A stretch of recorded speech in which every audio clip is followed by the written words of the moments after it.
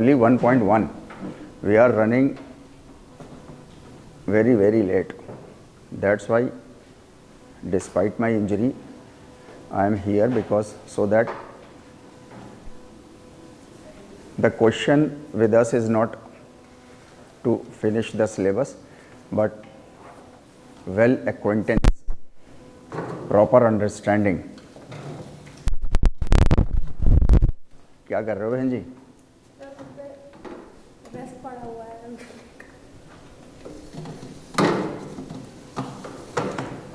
तो proper understanding हमारी हो जाए, है ना, उसके लिए हम लोगों को थोड़ा सा टाइम दरकार होगा, क्योंकि एज वी ऑल नो कि हम लोग योग को मतलब 4 पर्सपेक्टिव्स में समझने की कोशिश कर रहे हैं। सबसे पहला पर्सपेक्टिव हमारा है benefit to all mankind, number 1। Number 2 हमारा है कॉमन सेंस बेस्ड। कोई भी चीज़ हो, जो भी हमें डिस्कस करनी है योग की, जितनी भी चीज़ें करनी है, वो सब ऐसी हों जो कॉमन सेंस बेस्ड हों। कॉमन सेंस को हम लोगों ने डिफाइन किया था, मतलब डिस्पाइट एफिलिएशन, हर किसी के समझ में आ जाए। इसकी एग्जाम्पल हम लोगों ने क्या ली थी कि प्यास लगी है तो क्या पीना चाहिए, is a question of common sense. मतलब whether we should go for the cold drinks, fruit juice और वाटर, राइट। तो वाटर इज़ दी ऑप्शन, मतलब as far as the common sense is concern, ठीक है।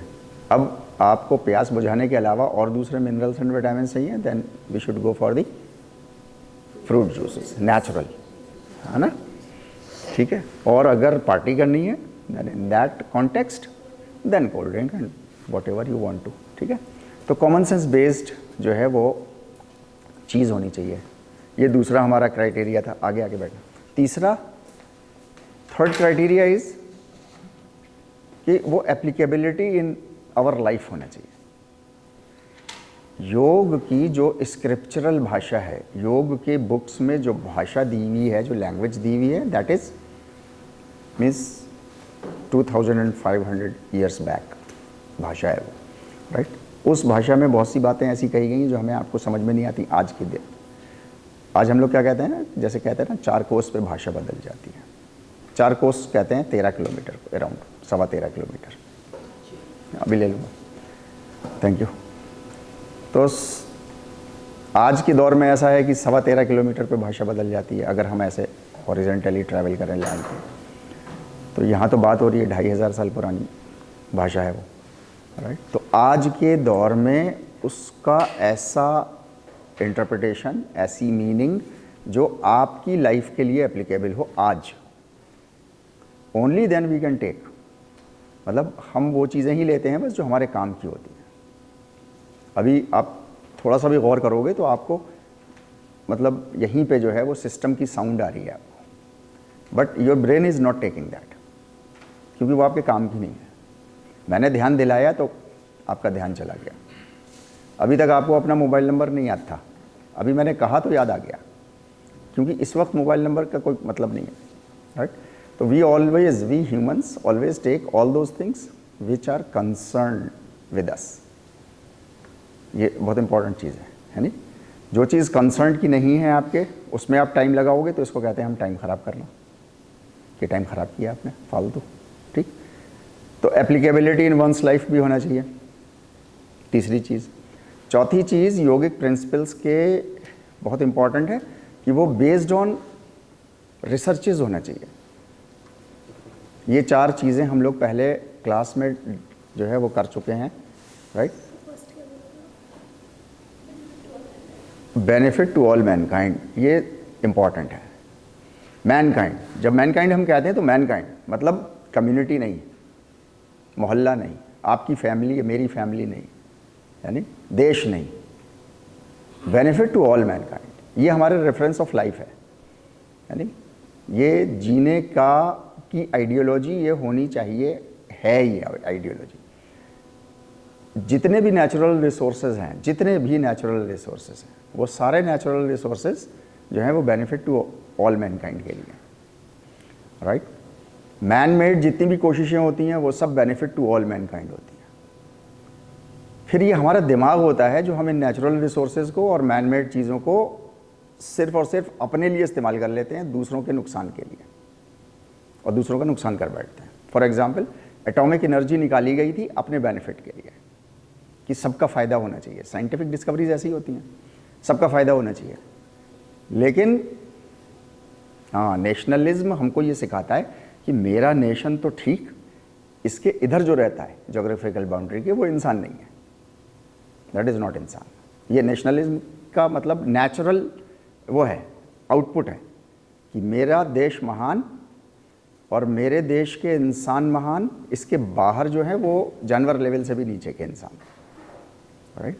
और फिर इंसान नेशनैलिटी को लेकर के जो कुछ करता है सारा, वो हमें मालूम है कि वो एटॉमिक एनर्जी निकाली और निकाल करके हिरोशिमा नागासाकी पे ठोक दिया उन्होंने। काहे के लिए ठोक दिया? कोई दुश्मनी नहीं है, just to try, just to have a try on that energy कि वो एनर्जी करती क्या है। तो ह्यूमैनिटी ने देखा कि वो एनर्जी आज तक 70-72 साल हो गए, आज तक उनका डीएनए ख़राब है और आज तक उनके बच्चे जो है वो कोलैप्स्ड, डिसेबल्ड आज तक पैदा हो रहा है। उस एटॉमिक एनर्जी का इतना नुकसान है, राइट। तो बेनिफिट टू ऑल मैनकाइंड, इंसान करता तो इसीलिए है। हम लोगों ने एक बार बात करी थी, शायद आपको याद हो, है ना, जीन डोपिंग की करी थी ना हम लोगों ने, जीन डोपिंग। आप लोगों में से जो लोग भी, वो जीन डोपिंग भी स्पोर्ट्स के लिए नहीं इस्तेमाल हुई है, मतलब शुरू हुई है वो डिस्कवरी उसकी, उसके लिए नहीं हुई है। किसके लिए हुई है? बेनिफिट टू ऑल मैनकाइंड के लिए हुई थी, फॉर दोज जिनका कोई भी बॉडी पार्ट मतलब डेड हो गया है किसी भी वजह से। इसकी मसल्स, अब इसकी नर्व अगर ख़राब हो गई है, अगर इसकी नर्व ख़राब हो गई है तो वो नर्व तो ज़िंदा नहीं हो पा रही, लेकिन उससे रिलेटेड जो मसल्सेस हैं वो भी डेड हो गई, जिसकी वजह से वो काम नहीं कर पा रहा कुछ, उसके पास स्ट्रेंथ ही नहीं है, राइट। तो साइंटिस्ट ने जो है वो जीन डोपिंग का एक तरीका निकाला कि जीन जो है वो किसी तरीके से हम ऑन एंड ऑफ कर दें मस्कुलर सिस्टम की। तो अगर मस्कुलर सिस्टम की जीन हम ऑन कर दें, जिनकी डेड हो गई है ऑन कर दें, तो उसका मस्कुलर डेवलपमेंट बरकरार रहेगा, बैलेंस्ड रहेगा। आ जाओ भाई, सारे प्रिंसिपल हम लोग भूल जाते हैं ना अपने रेगुलर पनी हो। लेकिन वो इस डिस्कवरी तो हुई थी उसकी फॉर ऑल मैनकाइंड, लेकिन उसका इस्तेमाल जो है वो फिर जिनके पास पावर थी उन एथलीट्स ने अपने लिए इस्तेमाल करना शुरू कर दिया कि जब इतनी से फॉर एग्जांपल मैं 150 किलो ऐसे करके उठा लेता हूँ, तो अगर मेरी जीन डोपिंग होके ट्रेनिंग के साथ नेचुरली डेवलप होने लगे अगर मेरी मसल्स, तो मैं ये 150 की जगह 500 उठाने लगूंगा। दूसरी की जीन डोप्ड नहीं है तो वो जो है 150 पे ही रह जाएगा, मैं 500 पे पहुंच जाऊंगा। तो मीन्स मैं ये कह रहा हूँ कि इंसान जो भी डिस्कवरीज करता है, इन्वेंशंस करता है, उसकी नीयत जो होती है करते वक्त वो बेनिफिट टू ऑल मैनकाइंड ही होती है। एक बार कर लेता है तो फिर उसकी अकल जो है वो उसको सिखाती है कि अब इसको अपने फेवर के लिए कैसे इस्तेमाल करना है। और अपने फेवर का मतलब होता है सिर्फ और सिर्फ अपना फेवर, मतलब दूसरे का नुकसान। दूसरे का शोषण करोगे, दूसरे का एक्सप्लॉइटेशन करोगे, तभी अपना फ़ायदा कर पाओगे, वरना कर ही नहीं सकते सिर्फ, राइट। तो पहला प्रिंसिपल हमारा था योगिक एजुकेशन के लिए कि बेनिफिट टू ऑल मैनकाइंड के रिलेशन में हम चीज़ों को समझेंगे। दूसरा, कॉमन सेंस बेस्ड बातें होंगी। तीसरा, applicability in our own life, आज की डेट में वो टीचिंग्स आज की डेट में एप्लीकेबल होनी चाहिए। और चौथा, backed up by the scientific researches, और वो साइंटिफिक रिसर्चेस से बैक्ड अप होनी चाहिए वो चीज़ें। भले ही वो लैंग्वेज 2500 साल पुरानी है, 500 साल पुरानी है, इससे बहस नहीं है, लेकिन वो बातें जो हैं वो backed up by the recent science से बैक्ड अप होनी चाहिए, राइट। इसमें हम लोग कोशिश करते हैं कि थ्योरीज़ हम लोग कम लेते हैं। थ्योरीज़ इसलिए कम लेते हैं क्योंकि थ्योरीज़ जो है वो at times it take U turn. Theories take U turn. U turn कहते हैं, जैसे आप यहाँ थे तो आपको कहा जाता है ना यू टर्न लेने के लिए ट्रैफिक में, तो क्या होता है, यहाँ थे तो यहाँ से फिर वापस यहीं आ जाते हैं, इसी पॉइंट पे आ जाते हैं।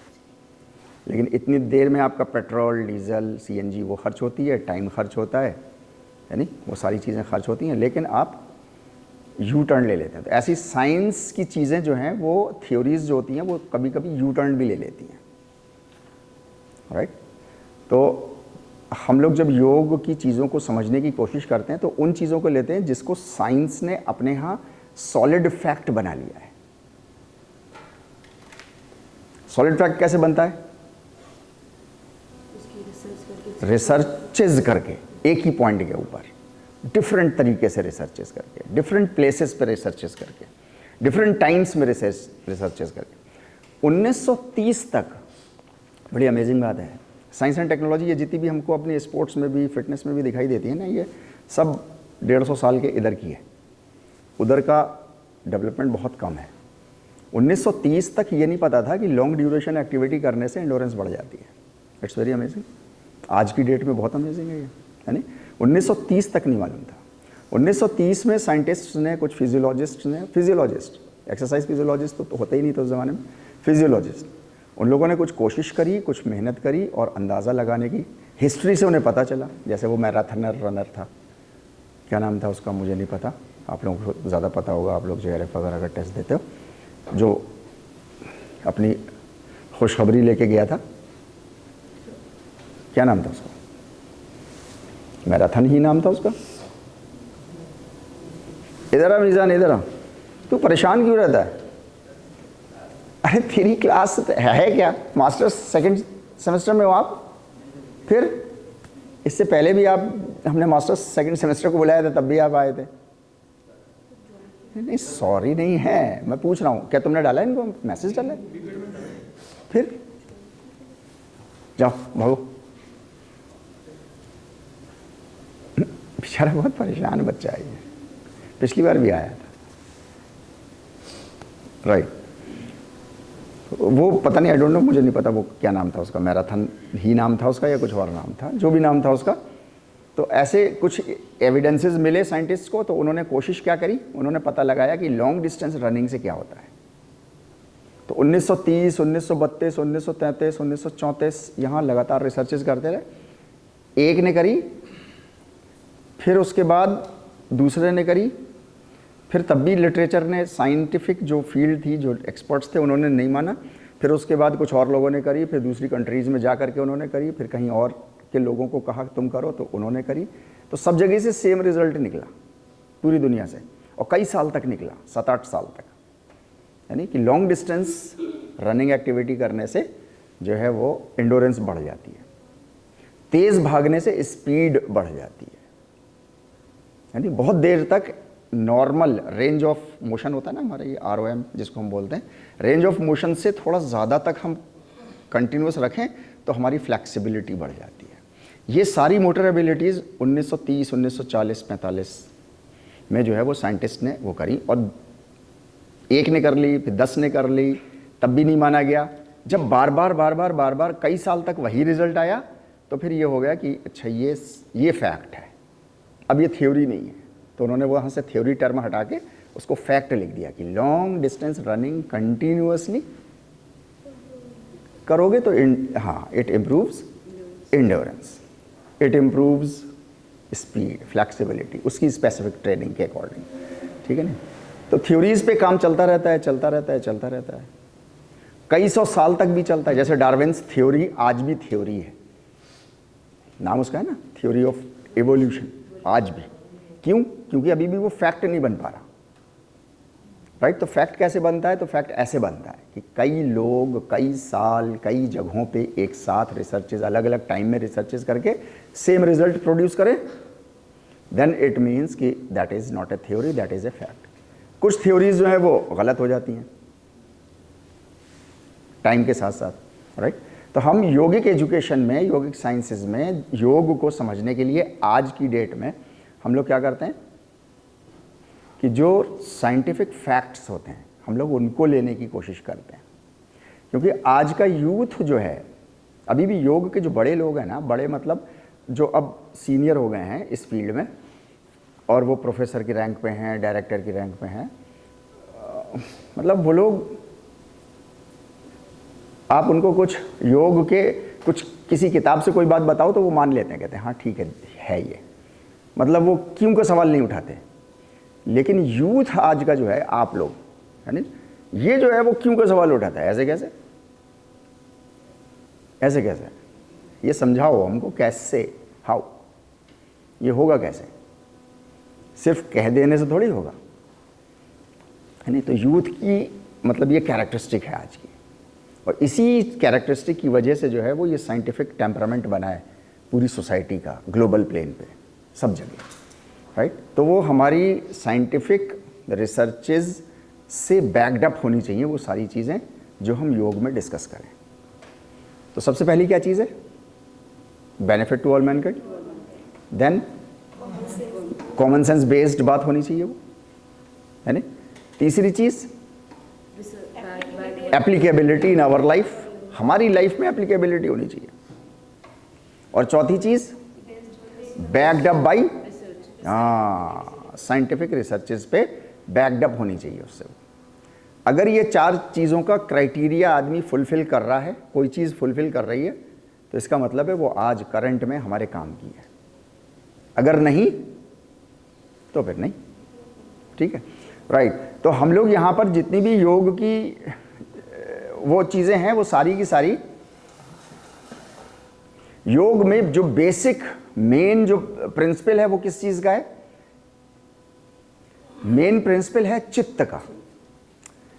योग को हम लोग पहले डिस्कस कर चुके हैं, योग को शरीर से मतलब बस उतना ही है जितना चित्त की सर्विस देता रहे वो, है नहीं। ये हम लोग बात पहले जो है वो अच्छे से डिस्कस कर चुके हैं।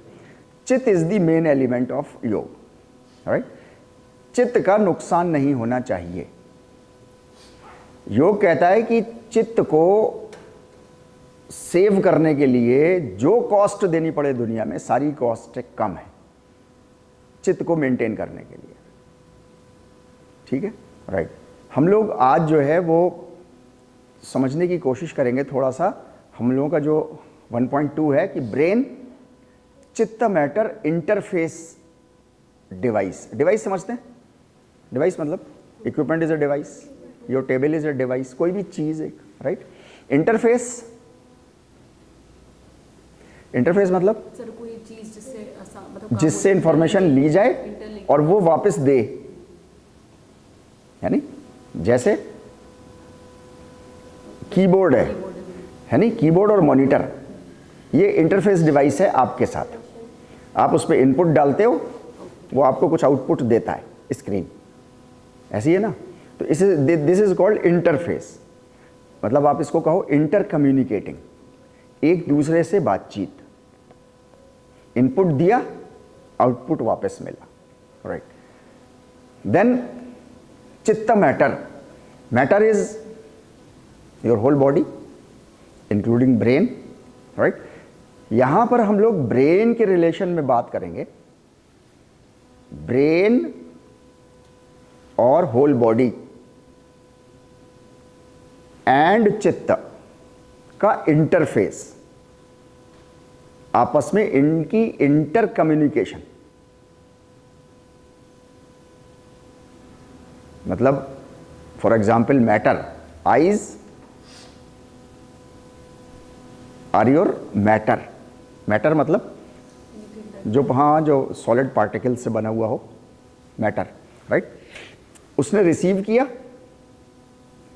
चित्त ने कुछ डिसीजन लिए, न्यूरॉन्स के जरिए से गया इंफॉर्मेशन, चित्त ने डिसीजन लिया कि हाँ अच्छा है, हाँ ठीक है, हाँ एक्सेलेंट है, हाँ आउटस्टैंडिंग है, और फिर वापस इंफॉर्मेशन उसने भेजी वाया ब्रेन कि ठीक इसको रहने दो, या इसके अकॉर्डिंग ऐसे हमें बिहेव करना है। फॉर एग्जाम्पल सांप देखा तो चित्त ने फौरन ऑर्डर भेजा कि भागो यहाँ से, नहीं तो नुकसान हो जाएगा, राइट। तो ये इंटरफेस डिवाइस है, input, analysis and then output, this is called interface, right. तो हमारी बॉडी ओवरऑल, हमारी जो पर्सनालिटी है ये इंटरफेस डिवाइस है। बाहर से इंफॉर्मेशन या अंदर से इंफॉर्मेशन बॉडी के हमारे सेंसेस लेते हैं, जैसे पेट में दर्द हो रहा है, अब ये बाहर से तो आया नहीं है, हड्डी टूट गई, अंदर से ही दर्द रिले हो रहा है, किस लेवल का है, उस लेवल का चित्त ने समझा, एनालिसिस दी उसने, क्या यार इमरजेंसी जाना चाहिए, राइट। तो आपकी बॉडी वैसे बिहेव करने लगती है।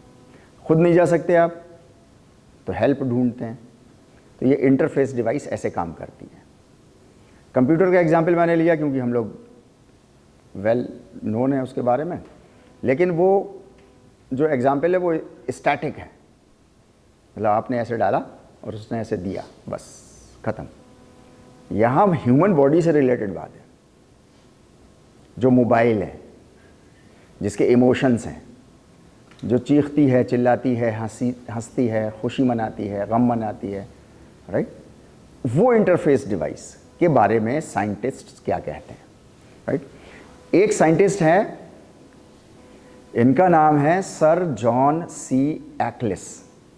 जॉन एक्लिस ये नोबेल ल्यूरेट हैं।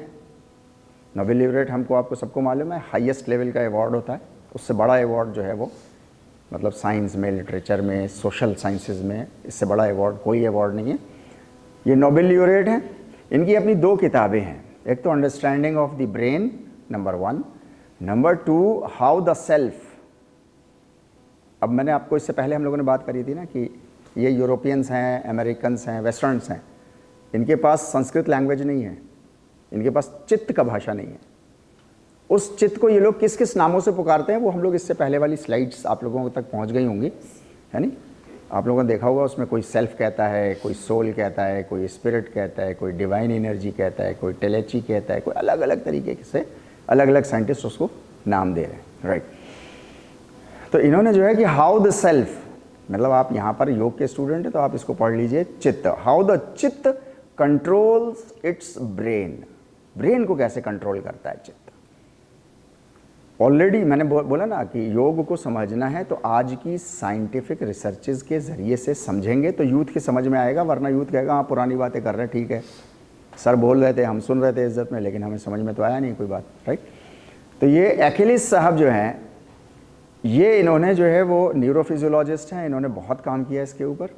और दूसरे हमारे एक और साइंटिस्ट हैं जिनका नाम है सर विल्डर पेनफील्ड, राइट, ये भी नोबेल ल्यूरेट हैं।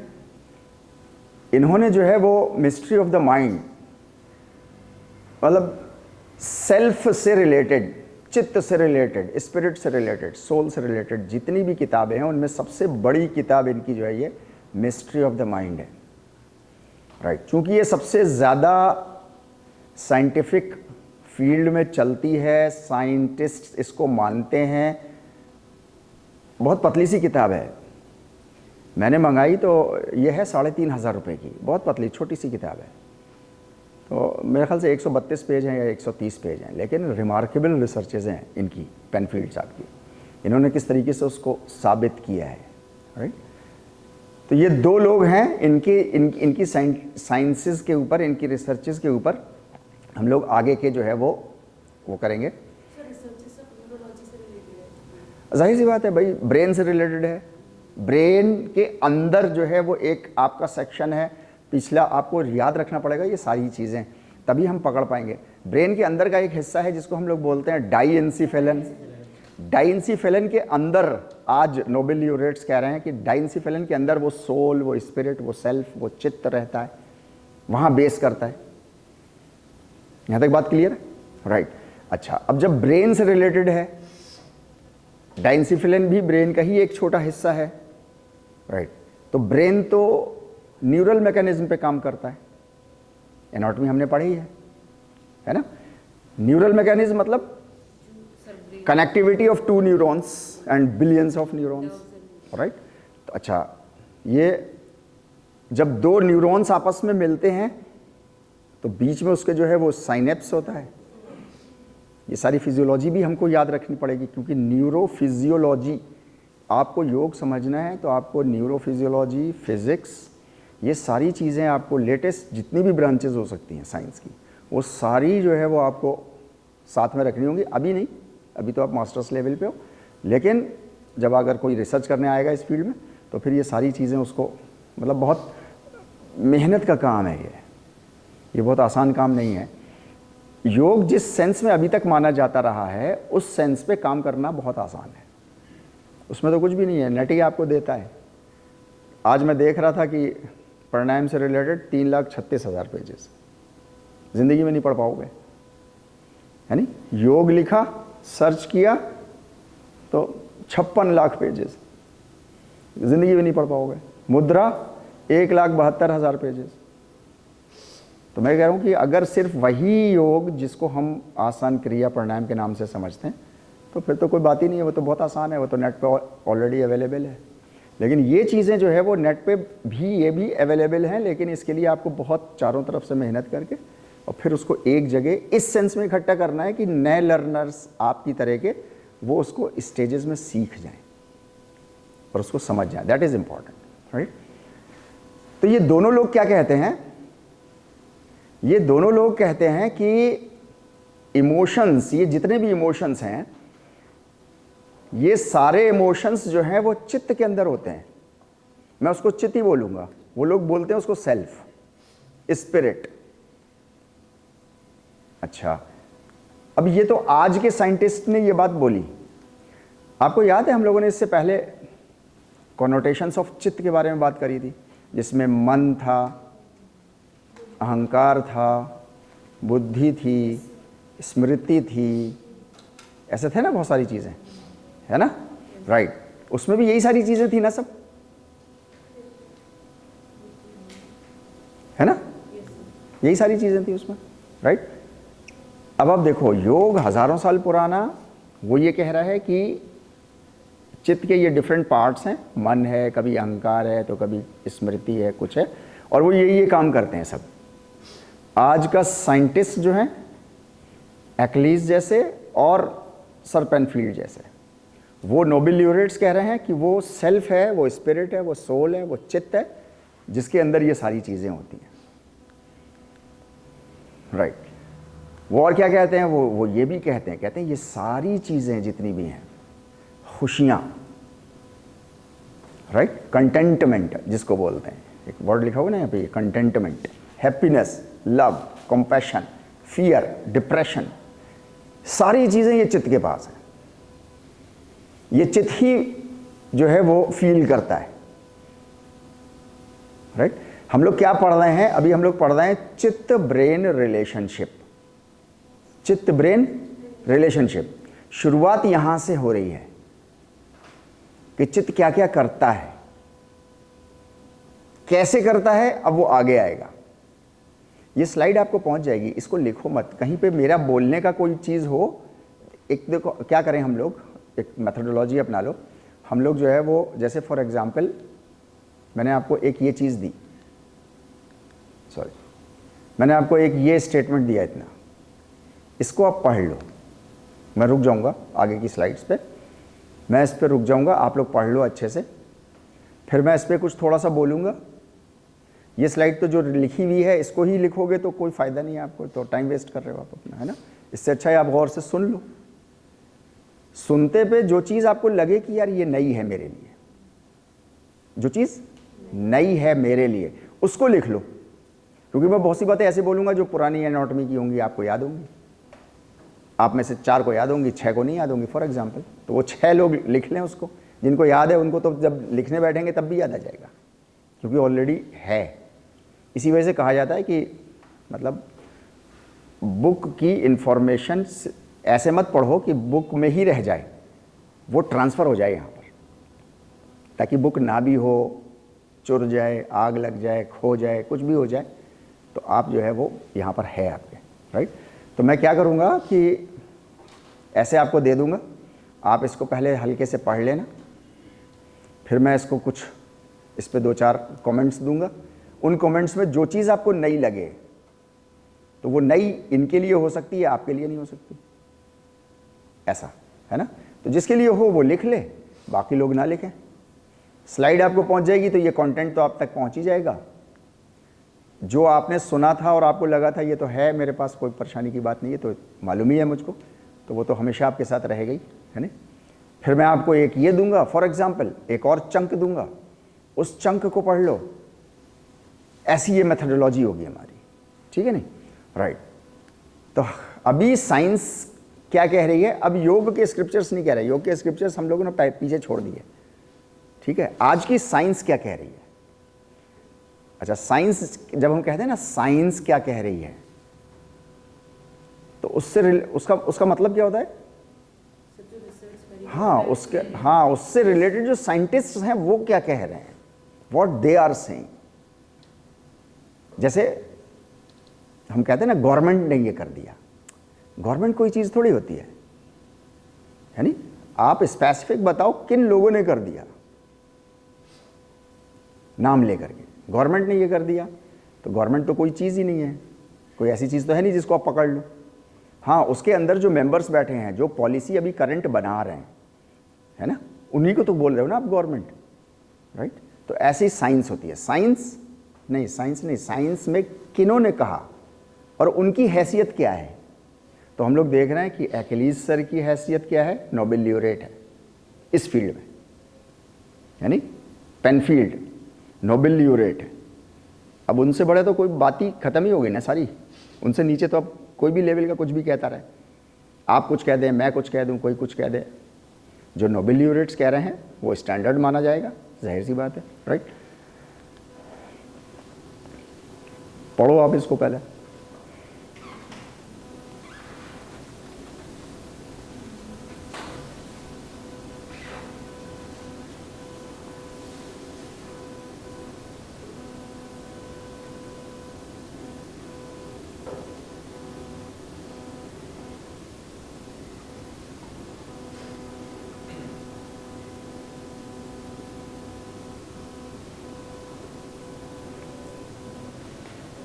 ये जो फाइंडिंग्स हैं, ये फाइंडिंग, ये बात, ये सारी उन दोनों की बातें हैं, उन दोनों ने अपनी किताबों में लिखी। किन दोनों ने? एक्लीज और पेनफील्ड सर, उन दोनों ने, राइट। बोथ एग्री दैट चित्त फील्स, परसीव्स, है ना, makes decision, right, rationalise things. यहां क्या कह रहे हैं? It is the conscious intelligent human person. उसी को, किसको? जिसको ये लोग अभी सेल्फ बोल रहे थे, राइट। अब उसको दूसरे टर्म में ये बोल रहे हैं कॉन्शियस इंटेलिजेंट ह्यूमन पर्सन, है ना, दैट इज चित्त, and not the biological hardware. Biological hardware ये कहते हैं ब्रेन जो है, ये दोनों लोग कहते हैं ब्रेन जो है वो हमारा हार्डवेयर है, हार्ड मास का बना हुआ है ना, वो छू सकते हो ना आप उसको, ब्रेन को, माइंड नहीं। There is a difference between brain and mind. Brain का अपना वेट होता है, अपना उसका एक क्यूबिक सेंटीमीटर उसका स्पेस होता है, राइट। उसमें इतने नंबर ऑफ न्यूरॉन्स रहते हैं, इतना परसेंटेज ऑफ वाटर होता है, इतना फैट होता है, ये सारी चीज़ें उसकी जो है वो, राइट, वो हार्डवेयर है। ये क्या कह रहे हैं? ये कह रहे हैं कि इंटेलिजेंट ह्यूमन पर्सन, ये जो चित्त है, ये चित्त जो है वो is responsible for decision making.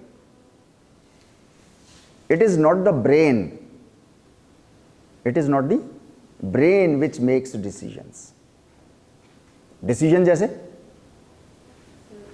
ये स्लाइड, हाँ ये स्लाइड मतलब हमारे स्टैंडर्ड के लिहाज से बनी है या हमारे स्टैंडर्ड से पार, सब पार लेवल पे, नीचे लेवल पर है, राइट। तो ये डिसीजन जो है वो चित्त देगा, ये ब्रेन नहीं देगा आपका। ब्रेन सिर्फ इसकी एनालिसिस करेगा, कंटेंट का एनालिसिस करेगा, फोटोग्राफ देखेगा, अप्रोप्रिएट लगा है या नहीं लगा, बात स्टेजेस में सीक्वेंस में बताई जा रही है या नहीं बताई जा रही। अगर ये सारी चीज़ें हैं तो इसका मतलब है आपके अंडरस्टैंडिंग की है। ये जो डिसीजन देगा ये आपके अंडरस्टैंडिंग की है या नहीं है, that is not the hardware which is responsible, यानी hardware is brain, that is not responsible. कौन रेस्पॉन्सिबल है? हाँ, that is conscious intelligent human person which we call chitta in योग। ब्रेन को हार्डवेयर और चित्त को एक सॉफ्टवेयर है वो आपका, राइट। यहां तक बात क्लियर है? ओके फाइन, ठीक। अभी हम लोग एक एक करके दोनों का लेंगे। ये तो दोनों लोग एक बात पे एग्री थे जो मैंने वहां आपको दी, ठीक है नहीं। अभी जो है वो पेनफील्ड सर क्या कह रहे हैं? यही कहेंगे, बार बार यही कहेंगे, लेकिन कुछ अलग अलग अंदाज में दोनों लोग कहेंगे, और दोनों साइंटिस्टों को समझना बहुत इंपॉर्टेंट है that our brain is a computer, ठीक है नहीं, and we are the computer operators.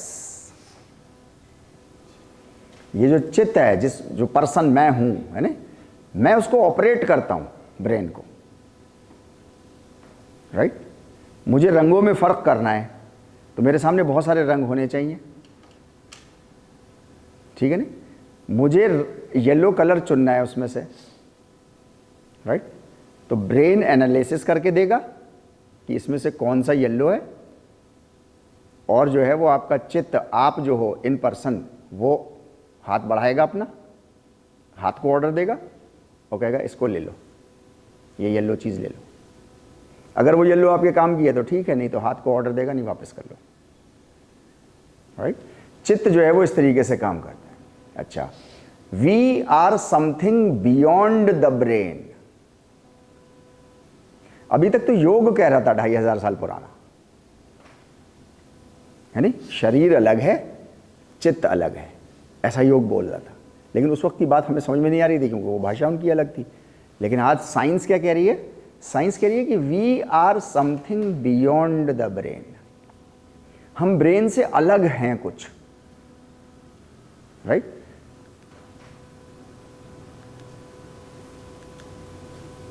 Something क्या है? Is termed by Penfield as mind. Penfield sir ने उसको क्या नाम दिया है? उसको नाम दिया है माइंड, कॉन्शियसनेस, पर्सन और सोल।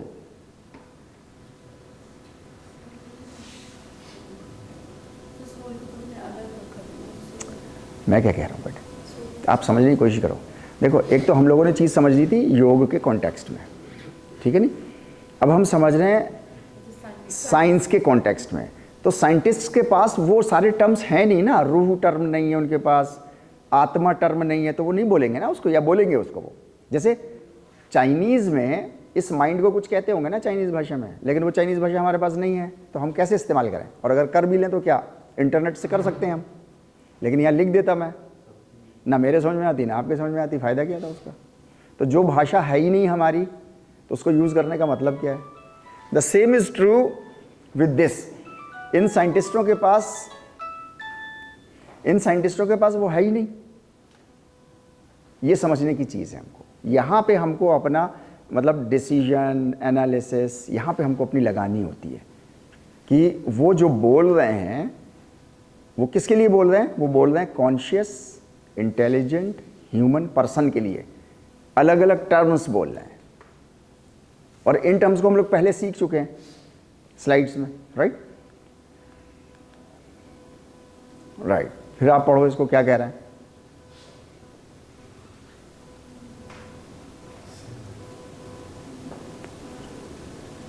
दिख रहा है आपको? डिस्टर्ब तो नहीं हो रहा? कुछ लैपटॉप से डिस्टर्ब हो रहा हो?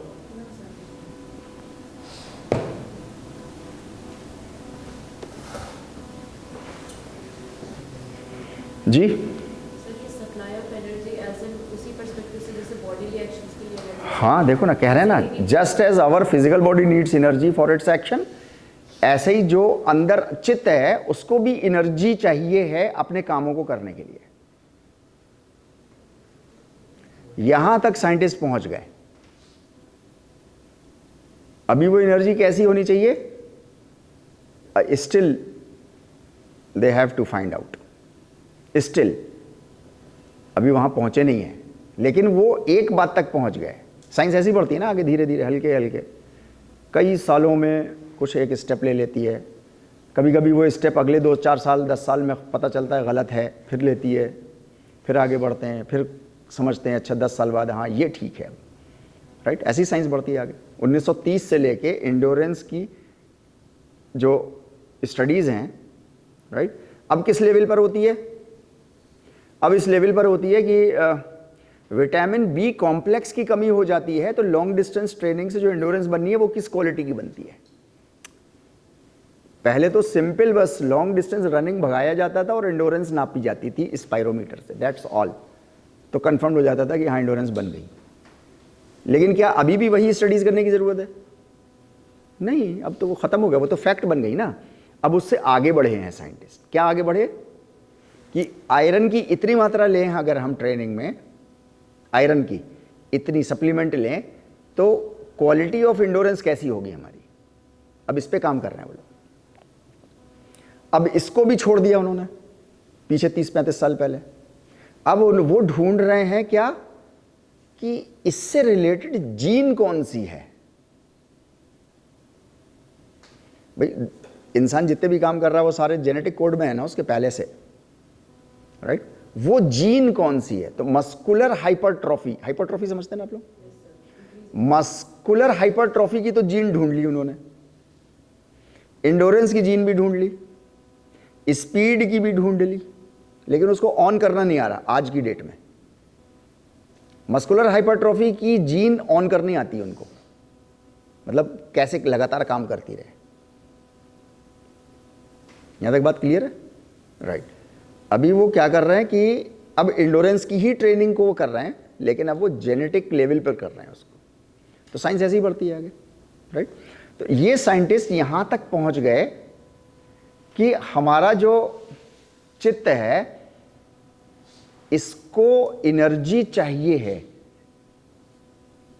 ताकि इंडिपेंडेंटली ये काम कर सके। जस्ट एज हमारे फिजिकल सेल्स को एनर्जी चाहिए होती है, पानी चाहिए, न्यूट्रिशन चाहिए, फिजिकल सेल्स को चाहिए ना सारी चीजें, ताकि वो सेल्स अपना काम ऑप्टिमम लेवल पे कर सकें। टेम्परेचर चाहिए, प्रेशर चाहिए एक ऑप्टिमम लेवल का। ऐसे ही ये कह रहे हैं कि चित्त को भी चाहिए डिफरेंट टाइप, कोई भी एनर्जी है वो एनर्जी। अब वो एनर्जी क्या है, अब उस पर वो बहस कर रहे हैं, राइट। योग बताता है कि वो एनर्जी कहां से आएगी। उनके पास वो योगिक स्क्रिप्चर्स नहीं है, इस वजह से वो थ्योराइज नहीं कर पा रहे, थ्योरी नहीं डेवलप कर पा रहे अपनी, राइट। हम लोग अभी डिस्कस करेंगे कि मतलब एनर्जी कहां से आती है इसके पास। एनर्जी डेरिवेशन का मसला है ना, पीछे अपने स्लाइड में देखा ना, राइट। ये याद है पीछे हम लोगों ने बीपीएड में इसको बहुत डिटेल में पढ़ा था, है ना। अभी भी हम लोगों ने उसको रिवीजन के तौर पे शुरू की क्लासेस में हमने पढ़ा था उसको, राइट। तो एक हमारी फिजिकल बॉडी है, एक हमारा चित्त है, और एक हमारा जो है वो आत्मा है। ये आत्मा जो है ये न्यूट्रल है, इसके बारे में हम लोगों ने पढ़ा था, ये तो न्यूट्रल है, राइट। अब एनर्जी डेरिवेशन, मतलब इसको तो एनर्जी कहीं से मिलेगी नहीं, ये तो न्यूट्रल है, इसका तो कोई मतलब ही नहीं है एनर्जी डेरिवेशन का, है ना। एनर्जी डिराइव करनी है तो इन दोनों को करनी है कहीं से। याद रखिएगा साइंस क्या कह रही है, पेनफील्ड सर क्या कह रहे हैं, जो कि नोबेल ल्यूरेट है, वो कह रहे हैं कि हाँ उसको भी एनर्जी चाहिए है फॉर इट्स इंडिपेंडेंट एक्शंस, ताकि वो अपने एक्शंस कर सके। Just as physical body needs energy for its actions, ठीक है नहीं। हम लोग उसको ढूंढने की कोशिश कर रहे हैं, ये आप बीपीएड सेकंड सेमेस्टर में पढ़ चुके हो, राइट। फिजिकल बॉडी जो है वो हमेशा प्रिंसिपल ऑफ टेकिंग पे अपनी सारी चीजें लेती है। इसको जहां से भी एनर्जी मिलती है ये प्रिंसिपल ऑफ टेकिंग पे लेती है। जैसे खाना लेती है बॉडी, पानी लेती है। फिजिकल सेल्स को थकान हो गई है, इन्फ्लेमेशन अंदर हो गया है, बीमार पड़ गए हैं सेल्स, वो उनको आराम चाहिए होता है, मतलब आराम लेते हैं वो। फिजिकल बॉडी को अगर आपको एनर्जी देनी है तो आपको चीजें लेनी पड़ती हैं। Principal of taking, principal of taking. पानी लेना है, खाना लेना है, आराम लेना है, हवा लेना है। अब देखो ना सारी चीजें आप ले रहे हो, राइट। तो फिजिकल बॉडी का जो एनर्जी डेरिवेशन है वो किस प्रिंसिपल पे है, प्रिंसिपल ऑफ टेकिंग पे, राइट। चित्त का जो एनर्जी डेरिवेशन है that is on the principle of giving, that is on the principle of giving. आप कितना ज्यादा दे सकते हो। अच्छा, अब यहां देखो ये सेक्शन जो है हमारा, हमारी लाइफ से ये सेक्शन तो ऑल टुगेदर मिसिंग है ना। ये सेक्शन तो किसी भी एजुकेशनल उसमें पढ़ाया नहीं जाता, किसी भी उसमें किया नहीं जाता। ह्यूमैनिटी में से शायद ही कुछ लोग होंगे जो लोग इस कंपोनेंट को, आपकी पर्सनैलिटी के इस कंपोनेंट को मानते होंगे, भले ही नोबेल ल्यूरेट कुछ भी कह रहे हैं आज की डेट में। योग कह रहा था हज़ारों साल पहले तो कोई बात नहीं, चलो कह रहा था वो, लेकिन आज साइंस कह रही है तो नहीं, लेकिन तब भी हमारे पास इंफॉर्मेशन नहीं है इसकी, ठीक है।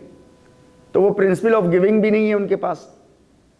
Majority of the human beings are living on the principle of taking. मुझे दे दो सारा। आप देखो ना हॉस्टल में क्या लड़ाई है, मुझे कमरा दे दो, अच्छा बेस्ट दे दो। सीनियर कह रहा है मैं बेस्ट ले लूं, एक जूनियर आ गया वो ज़्यादा ताकतवर है पॉलिटिकली, वो वाइस चांसलर के ज़्यादा करीब है, वो कह रहा है कि इसको दे दो। यही लड़ाई है ना, ऑलवेज प्रिंसिपल ऑफ टेकिंग। सारा झंझट प्रिंसिपल ऑफ टेकिंग का है पूरी दुनिया में। अमेरिका सुपर पावर बन गया, उससे पहले रशिया सुपर पावर बना हुआ था। तो रशिया जब सुपर पावर बना था 1945-50 से पहले, तो वो कहता था कि ये सारे नेचुरल रिसोर्सेज मेरे हैं, मुझे दे दो, नहीं तो मैं यहाँ बम फोड़ दूंगा, वहाँ आर्मी भेज दूंगा, यहाँ आर्मी भेज दूंगा। फिर अमेरिका हो गया, एटॉमिक एनर्जी के बाद अमेरिका हो गया। जब अमेरिका हो गया तो अमेरिका ने आज तक उधम मचा रखा है। जब से उनका नया प्रेसिडेंट आया है, आपने बहुत सारी चीज़ें आपने देखी होंगी, वो है नहीं, $5 बिलियन दो तो कह रहा है कि सिटीजनशिप मेरी ले लो। $5 बिलियन, $5 बिलियन आदमी, मतलब खड़े खड़े उसके कपड़े उतर जाएंगे सोच करके, राइट। वो कह रहा है कि ऐसा कर लो, मतलब ताकत है ना उसके पास, तो उस ताकत का वो एक्सप्लॉइटेशन कर रहा है। मैं आपसे ये कह रहा हूँ कि प्रिंसिपल ऑफ टेकिंग में कि मुझे दे दो, मतलब इनको नहीं दो, इनको नहीं दो, इनको नहीं दो, इनको नहीं दो, किसी को नहीं दो, मुझे दे दो। जब ये सेंस हमारे और आपके अंदर आ गया तो क्या होगा इससे? जाहिर सी बात है मैं अपनी ताकत इस्तेमाल करूंगा, जिसकी जितनी ताकत हो वो ले ले। किसी के पास ज़्यादा ताकत थी तो वो 10,000 11,000 करोड़ लेके भाग गया। किसी के पास ताकत नहीं है तो शायद नहीं भाग पा रहा वो। जिस दिन उसको इतनी ताकत आ गई तो वो भी लेके भाग जाएगा। दुनिया में ऐसे ही चल रहा है सारा हिसाब किताब, राइट। क्यों? क्योंकि इससे बिल्कुल अनभिज्ञ है। अनभिज्ञ मतलब अननोन है। ये कंपोनेंट है, हमेशा से है ह्यूमंस के पास, 70,000 साल से ऐसे ही साथ में है। कॉग्निटिव रेवोल्यूशन शुरू ही इससे हुआ है। वो हिस्ट्री याद है ना आपको, जो हम लोगों ने डिस्कस की थी, यानी ऐसे ही है, सबके पास है, लेकिन अंडर कॉन्स्पिरेसी इसको हटा दिया गया। क्योंकि अगर इसको नहीं हटाएंगे तो आप देखो थोड़ी सी ह्यूमैनिटी का डेवलपमेंट देखो। पहले क्या था? राजाशिप। तो राजाशिप अपनी मेंटेन नहीं कर पाता। अगर वो प्रिंसिपल ऑफ गिविंग पे राजाशिप करता तो वो खजाने नहीं भर पाता अपने, ये भर लेता। एक किंगडम से दूसरा किंगडम भी चाहिए उसको, राइट और रॉन्ग? राइट। 2 हो गए तो अब 4 और चाहिए। अच्छा, किसको दबा रहा है? वो अपने से ज़्यादा वाले को दबा ही नहीं रहा, वो तो अपने से कमज़ोर वालों को या अपने बराबर वालों को दबा रहा है। ऐसे करके हत्या रहा है सारी। Principal of taking. अगर ये चित्त वाला कॉन्सेप्ट ह्यूमंस के साथ रह जाता तो राजाशिप ना चलती किसी की, नवाबीशिप नहीं चलती किसी की। आज की डेट में अगर हम बात करें, जिसको आप लोग कहते हैं कैपिटलिज्म, कैपिटलिज्म समझते हैं? तो जो वेल्थ है वो accumulate हो जाएगा। दैट्स इट, है ना। मतलब accumulation of wealth to one or few individuals, or few individuals. अभी टाइम्स ऑफ इंडिया में परसों नरसों में एक रिपोर्ट आई है कि 4% इंडियन पॉपुलेशन के पास परचेजिंग पावर है। मतलब परचेजिंग पावर को डिफाइन किया उन्होंने कि जब जो मर्जी आती है वो खरीद लेते हैं। 10% और हैं जो विलिंगली परचेजिंग पावर है। विलिंगली मतलब हाँ, सोचते समझते हैं। मतलब उनको ट्रैक सूट खरीदना है तो मैं 1500 का खरीदूं या 15,000 का खरीदूं या 15 लाख का खरीदूं, तो उसके लिए वो जेब टटोलते हैं, वो देखते हैं। वो 4% तो वो हैं जिनको जेब टटोलने की भी ज़रूरत नहीं है, वो ऐसे ही ले आओ, चाहे देखा हो चाहे ना देखा हो। उन्होंने, वो आ गया, उनके घर पे रखा हुआ है या नहीं है मालूम नहीं। जैसे हमारे खलाजत भाई हैं, मौसी के लड़के हैं, तो वो उनका काम है इंटीरियर डेकोरेशन रिलायंस वालों का, राइट। मुंबई में रहते हैं वो। उनका सिर्फ काम है, मतलब ऑल ओवर इंडिया उनके जितने भी घर हैं उसमें इंटीरियर डेकोरेशन का उनका काम है, राइट। कह रहे उनके 17 घर हैं ऑल ओवर इंडिया।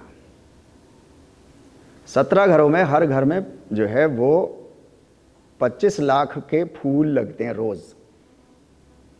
मतलब हमारे सोच के कपड़े उतर जाएंगे। कह रहे हैं 7 मंजिले के घर हैं 5, जिसमें मैडम्स की सिर्फ चप्पलें, जूते चप्पलें और कुछ नहीं है। 7-7 मंजिल के 5 घर। आपके पास कितनी हैं चप्पलें? This is called capitalism. मतलब पैसा जमा हो गया एक जगह, वह पसंद आ गई, उन्होंने कहा हाँ ले आए, सब उठा लाए। मतलब एक परचेजिंग पावर ये है। अब आपको क्या लगता है वो पहनी होंगी उन्होंने सारी? अभी जयललिता की डेथ हुई थी कुछ साल पहले, है ना, उनके डिटेल आई थी, 3 घर जूते सैंडलों से भरे हुए। आपको क्या लगता है पहने होंगे उन्होंने वो? आई कैन नॉट बिलीव कि कोई इंसान पहन सकता है। नहीं पहन सकता। मतलब परचेजिंग पावर है, मिल गया ले आओ, है नहीं। 10 लाख का है 10 लाख का दे दो, 1 करोड़ का 1 करोड़ का दे दो। तो वो 4% लोग हैं जिनके पास वो परचेजिंग पावर है। 10% है जिनके पास वो पावर है जो विलिंगली, मतलब थोड़ा ऊपर नीचे करके अपना एडजस्टमेंट करके कर लेते हैं। बाकी जो है वो सब मजबूर हैं। कितने हो गए ये? 4 और 10 कितने हुए? 14%। बाकी कितने बचे अभी? 86%। आप देखो तो अच्छा, ये 86% को अब क्रॉस वेरीफाई करो आप। नहीं, मैं इसलिए कह रहा हूं क्योंकि आप अपने को देखो, आप कहां पे स्टैंड करते हो। आप बहुत अच्छी कंडीशन में स्टैंड कर रहे हो। मतलब ऊपर वाले को थैंक्स बोलना चाहिए हमको इस कंडीशन में, जिस कंडीशन में भी हम हैं, है ना। 81.7% लोग जो है गवर्नमेंट का राशन ले रहे हैं। जो गवर्नमेंट का राशन ले रहे हैं उनकी स्टेटस कैसा होगा इकोनॉमिक? मतलब डाउन ऑफ द डाउन्स होगा ना, डाउन ऑफ द डाउन्स होगा। 81.7, 86 में से 86% बचे ना वो, उसमें से 81.7% जो है वो गवर्नमेंट के राशन पे बेचारे जिंदगी उनकी चल रही है पूरे फैमिली की। अब उसमें घोटाले उटाले भी होंगे, लेकिन मैं कह रहा हूं मान लो आप। अब कितने बचे? अब 5% वो बचे जिनकी न छत है ना घर है, कुछ नहीं है उनके पास। वो 5% है। वो आपको अलीगढ़ शहर में भी दिख जाएंगे, वीएम हॉल के सामने भी घर दिख जाएंगे, कोलकाता के स्लम एरियाज भी दिख जाएंगे। अब वो लोग भी हैं, 5% में वो भी हैं। तो मैं बता रहा हूँ कि सोशल ये स्ट्रैटिफिकेशन, ये क्लासिफिकेशन हुआ कैसे है? बहुत ही कॉन्स्पिरेसी के तहत ये पार्ट निकाल दिया गया है। अब जिसकी जितनी ताकत है वो चूसे ले रहा है, वो खींचे ले रहा है, जिसकी जितनी ताकत है, राइट। तो हमारी फिजिकल बॉडी जो है वो प्रिंसिपल ऑफ टेकिंग पे, और ये चित्त हमेशा से है। इसी चित्त से हम इंसान बने, वरना ये फिजिकल बॉडी और ये तो जानवरों के पास भी है। ये चित्त का एलिमेंट ही तो आया था ना कॉग्निटिव रेवोल्यूशन पे, जिससे हम इंसान बने। यही तो इंसान है वो, जिसको वो कह रहे हैं ना conscious human person, Penfield sir. इसी से तो हम इंसान बने थे। यही कॉन्स्पिरेसी के तहत मिसिंग है हमारी आपकी लाइफ में से, हमारी सोसाइटीज में से, जिसकी वजह से हम कहते हैं कि यार इंसानियत कहाँ खो गई। हाँ राइट, क्योंकि इंसानियत तो ये है और ये है नहीं। इसको एनर्जी कहाँ से मिलती है? प्रिंसिपल ऑफ गिविंग से मिलती है इसको। ऑलवेज अपनी ज़रूरत से ज़्यादा जितना भी है वो उन लोगों को दे दो जिनकी ज़रूरतें पूरी नहीं हो पा रही किसी भी वजह से, राइट। अब पेनफील्ड सर तो वहां तक नहीं पहुंचे, एक्लीज सर तो अभी नहीं पहुंचे, साइंस नहीं पहुंची वहां तक, लेकिन देखिए योग क्या कह रहा है, मैं वो आपको सामने दिखाता हूं। योग सूत्र, योग का अष्टांग योग जानते हैं आप लोग? यम, नियम, है ना, ये सब जानते हैं साथ, राइट। यम के 5 पार्ट्स हैं। सबसे लास्ट वाला पार्ट है अपरिग्रह। अपरिग्रह का मतलब होता है अपनी जरूरत से ज्यादा लीव इट, छोड़ो उसको। अच्छा, कैपिटलिज्म में क्या होता है? अपनी जरूरत से ज्यादा जमा करके रख लो, जिसको हम कहते हैं जमा। जमा ही आप उसको करोगे, जो एक्स्ट्रा रह जाएगा, महीने के सारे खर्चे निकालने के बाद दूध वाले को आपको पैसे देने हैं, फॉर एग्जांपल 1,500 रुपये देने हैं घर के, तो वो तो देने हैं ना, उसको आप जमा कर लोगे क्या? छोटे भाई बहनों की फीस जमा करनी है आपको, तो आप उसको जमा करके रख लोगे क्या? नहीं, वो तो खर्चे हैं, वो तो देने ही देने हैं आपको। जमा किस चीज़ को करता है इंसान? जो एक्स्ट्रा बच जाता है। अभी ये सेविंग हो जाती है, ये हो जाता है, अभी वो भाषा मत बोलो जो अभी कैपिटलिज्म की है, अभी ऐसे बोलो, बहुत र्यूड, बहुत ही, है ना। कौन सा चीज़ जमा करके रखते हैं? जो आपके पास आपकी ज़रूरत से ज़्यादा है, उसको जमा करके रख लेते हो, राइट। योग सूत्र में महर्षि पतंजलि यम के अंडर में सबसे आखिरी प्रिंसिपल कह रहे हैं अपरिग्रह। सारे रिसोर्सेज जो भी तुम्हारे पास आ गए हैं तुम्हारी जरूरत से ज्यादा, उनकी तरफ नजर उठा के नहीं देखना, छोड़ दो उनको, वो तुम्हारे नहीं है। हां, आ गए हैं तुम्हारे पास, कैसे आ गए भाई? सोसाइटी में तुम्हारा दिमाग ज्यादा तेज चलता था, आ गए तुम्हारे पास, ठीक है, कोई बात नहीं। तुमने ऐसी कोई पॉलिसी अपनाई कि बिजनेस में इतना फायदा हो गया, फॉर एग्जाम्पल 2 लाख का फायदा हो गया, अब जरूरत तुमको 1 लाख की है, तो 1 लाख अपरिग्रह कह रहा है छोड़ो, 1 लाख किसी और का आ गया तुम्हारे पास, एक्स्ट्रा आ गया है 1 लाख। मैं 1 लाख की एग्जाम्पल दे रहा हूं, ये 5,000 भी हो सकता है, 2 रुपए भी हो सकते हैं, ये 5 करोड़ भी हो सकते हैं। आपके पास दिमाग ज्यादा था, जिसके पास ज्यादा दिमाग था उसने ज्यादा कमा लिया, राइट। अपनी जरूरत पूरी करो, बाकी छोड़ो। अभी वो scientist Penfield sir, Achilles sir अभी वहां नहीं पहुंचे, हां यहां तक पहुंच गए कि इसको एनर्जी चाहिए है। वो एनर्जी मिलेगी कहां से, अभी उस तक वो नहीं पहुंचे हैं, लेकिन जल्दी पहुंच जाएंगे। लेकिन योग हजारों साल से बात कह रहा है, राइट। क्या कह रहा है? अपरिग्रह कह रहा है। इसको भी आपने सुना होगा, प्रत्याहार, यम, नियम, और एक प्राणायाम, फिर प्रत्याहार, फिर ध्यान, धारणा, समाधि, राइट, है नहीं। प्रत्याहार इससे एक स्टेप आगे है, ये बड़ी अजीब बात है, इससे एक स्टेप आगे। देखो क्या,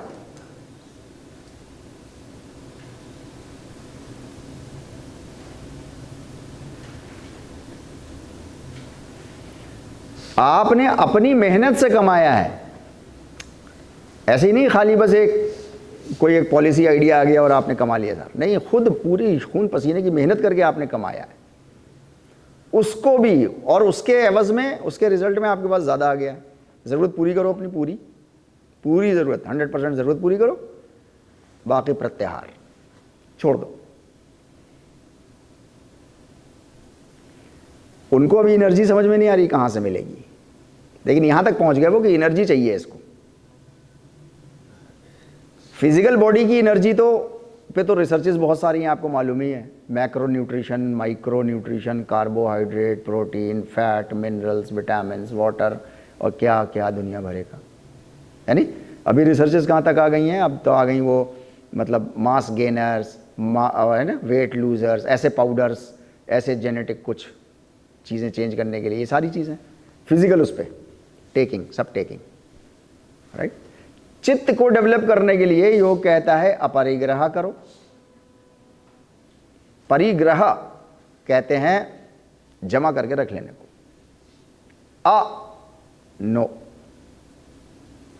लगा ना, परिग्रह मतलब जमा करो एक जगह, कहीं जमा करो। जमा करना कभी कभी अच्छी भी चीज होगी ना। पानी स्कैटर्ड है,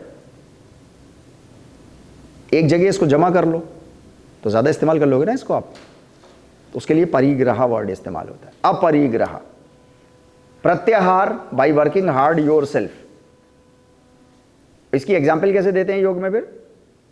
अच्छा, योग के जितने भी एग्जाम्पल्स हैं ना, वो सारे नेचुरल उस पे हैं, जानवरों पे हैं, पेड़ पौधों पे हैं। आसन के नाम देखो कैसे, भुजंगासन, कोबरा पोज, वृक्षासन, है नहीं, ताड़ासन, ऐसे ही है ना सारे नाम, कुक्कुट आसन, मत्स्य आसन, या तो जानवरों पे हैं या पेड़ों पे हैं, नेचुरल उस पे हैं, मतलब ऐसा ही नेचुरल, राइट। एग्जाम्पल भी वो नेचुरल ही देते हैं, क्योंकि हज़ारों साल पुरानी भाषा, उस वक्त और तो कुछ था नहीं, नैनो टेक्नोलॉजी तो थी नहीं उनके पास। तो एग्जाम्पल कैसे देते हैं वो? एग्जाम्पल देते हैं कि जैसे कछुआ, ये एग्जाम्पल आपने योग की किताबों में पढ़ी होगी। जैसे कछुआ, उसको खतरा महसूस होता है तो वो अपना सिर और चारों हाथ पैर अपने अंदर कर लेता है और वो शेल से अपने को पूरा ढक लेता है। ऐसे ही होता है ना, ये एग्जाम्पल दी गई है उसमें, मतलब ज़रूरतें पूरी कर रहा है वो कछुआ अपनी। फॉर एग्जाम्पल मैं कछुआ हूं, अब वो कह रहे हैं कि तुम कछुए हो, अपनी ज़रूरतें पूरी करो, सिर बाहर निकालो, हाथ पैर बाहर निकालो, इस्तेमाल करो रिसोर्सेज। अब अगर ज़रूरत पूरी हो गई तो अब ये माल जो बच गया है, अब ये खतरा है तुम्हारे लिए, अब सिकोड़ लो सब अपने को, अब ज़रूरत नहीं है ना तुमको, और छोड़ दो रिसोर्सेज किसी और के लिए, जिसको ज़रूरत होगी वो आके ले लेगा, राइट। बहुत ही क्रूड फॉर्म में बता रहे हैं, जाहिर सी बात उस ज़माने की भाषा है, वो बहुत सोफिस्टिकेटेड भाषा में नहीं बताएंगे। उस सोफिस्टिकेटेड भाषा में आपको ट्रांसलेट करना है अब दुनिया के लिए। जैसे उस क्रूड भाषा को मैं आपके लिए ट्रांसलेट करके दे रहा हूँ सोफिस्टिकेटेड भाषा में, जो आपको समझ में आए, राइट। भगवद गीता के अंदर इसको कहा गया निर्ममा। बहुत सख्त ऑर्डर हैं योगेश्वर श्री कृष्ण के, निर्ममा मतलब जितना एक्स्ट्रा है सब छोड़ो, नॉन पॉजिटिवनेस, जमा करके नहीं रखना है किसी हाल में भी, निर्ममा, राइट। तो प्रिंसिपल ऑफ गिविंग, अपरिग्रह, प्रत्याहार, निर्ममा, इससे आपका चित्त डेवलप होगा, इससे आपके चित्त को एनर्जी मिलेगी, ताकि चित्त आपका जो है वो अपने डिफरेंट काम कर सके। ये स्लाइड्स आपको पहुंच जाएंगी, इसमें जो कुछ आपको लिखना हो आप वो लिख लो।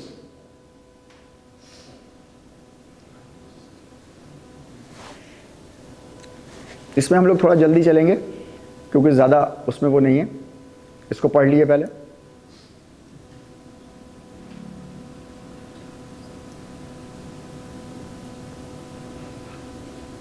ये सब आज की साइंटिफिक भाषा है, ये जिससे हमको आज योग समझ में आ रहा है, लेकिन ये साइंटिफिक भाषा से भी हम हिंदुस्तानी अनभिज्ञ हैं, और ख़ास करके हम फिजिकल एजुकेटर तो और भी हालत हमारी गई गुजरी है। हमारे यहाँ प्रॉब्लम पता है क्या है स्टूडेंट्स की? हमें असल में होलिस्टिक अप्रोच सिखाई नहीं जाती है एजुकेशन की। केमिस्ट्री वाला केमिस्ट्री में बिजी है, फिजिक्स वाला केमिस्ट्री को नहीं जानता, केमिस्ट्री वाला फिजिक्स नहीं जानता। वो मतलब 12th तक जो पढ़ी है उन लोगों ने PCM वही पढ़ी है। अच्छा, दोनों टीचर हो गए फॉर एग्जाम्पल, भाई केमिस्ट्री वाला अपने केमिस्ट्री का टीचर हो जाएगा और फिजिक्स वाला फिजिक्स का हो जाएगा, मैथ्स वाला मैथ्स का टीचर हो जाएगा। लेकिन टीचर होके उसने टीचिंग करनी है ना, लेकिन उसको साइकोलॉजी तो आती नहीं। मतलब हम अपना हाल बता रहे हैं, हमारा हाल क्या है। उस टीचर को साइकोलॉजी नहीं पता, स्टूडेंट्स की साइकोलॉजी क्या है, राइट। सोशोलॉजी नहीं पता उसको, सोशल इंटरेक्शन करता है ना टीचिंग में तो टीचर। बट अक्सर जब हम इंटरेस्ट लेते हैं कि हम अलग अलग सब्जेक्ट्स के मतलब कोई कॉन्सेप्ट को रीड करके मतलब पढ़ने की कोशिश करें, तो usually people say this thing कि मतलब jack of all trade master of none, you should focus on one thing. मतलब एक अभी वही तो मैं कह रहा हूँ ना, अभी वो ट्रेंड था एक, अब से 15-20 साल पहले का वो ट्रेंड था। जब आप लोग पैदा हुए होंगे तब वो ट्रेंड बहुत था, राइट। अब वो ट्रेंड साइंस की दुनिया में आप देखो, अब वो ट्रेंड ख़त्म हो गया है। यानी अभी क्या हो गया है, अभी ये हो गया है कि अगर आप मतलब मल्टी डिसिप्लिनरी अप्रोच, सुना होगा आप लोगों ने, मल्टी डिसिप्लिनरी अप्रोच। तो ये क्या है multidisciplinary approach? Jack of all master of none, वही तो है ना ये मल्टी डिसिप्लिनरी, कि भाई नैनो टेक्नोलॉजी भी आनी चाहिए, थोड़ी साइकोलॉजी भी आनी चाहिए, थोड़ी सोशोलॉजी भी आनी चाहिए, थोड़ी फिजिक्स। तो मल्टी डिसिप्लिनरी अप्रोच। और इसका लाइव एग्जाम्पल पता है क्या है? आप सबके हाथों में है mobile phone, reels, multi disciplinary approach है। आप देखो एक रील आती है, नेक्स्ट पता नहीं है आपको कौन सी आने वाली है, और आपको मजा आता है उसमें। अगर आए सिर्फ मैकेनिक्स की, अगर आए सिर्फ योग की तो आपको मज़ा नहीं आया, कुछ देर बाद बंद करके बैठ जाओगे, आप यूट्यूब छोड़ के वीमियो पे चले जाओगे। हाँ, वीमियो भी एक इंजन है, 250 से ज़्यादा इंजन हैं। हमें यूट्यूब पता है, गूगल पता है, याहू पता है, ऐसा पता है बस, ओपेरा पता है ज़्यादा से ज़्यादा, फॉक्सफायर पता है, 4-5 पता है बस हमको, गूगल सबसे ज़्यादा है इसमें, 250 से ज़्यादा सर्च इंजन हैं। तो मैं कह रहा हूँ मतलब मल्टी डिसिप्लिनरी अप्रोच पे आपकी रील्स चल रही हैं, पूरी सारी रील्स। तो आज की जिस एज में आप रह रहे हो, ये मल्टी डिसिप्लिनरी अप्रोच है, एज है। इसमें मास्टर ऑफ नन वाला कॉन्सेप्ट अब खत्म हो गया, आपने सुना भी नहीं होगा, और जिनसे सुना होगा तो वो जिसको कहते हैं ना, वो पुराने ज़माने के लोग होंगे मेरी तरह के, वो कह रहे होंगे ऐसा। हाँ हाँ, जाइए पानी पिए।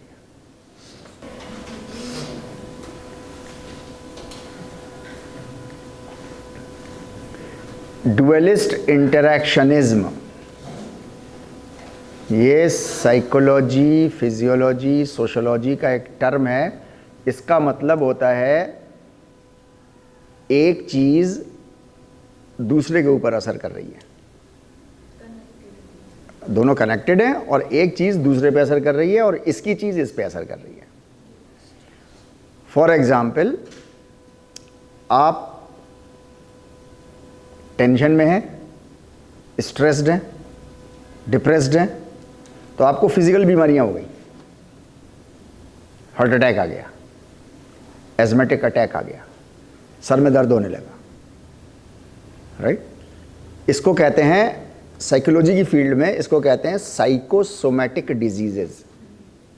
साइकोसोमैटिक, सोमा मतलब फिजिकल बॉडी, राइट।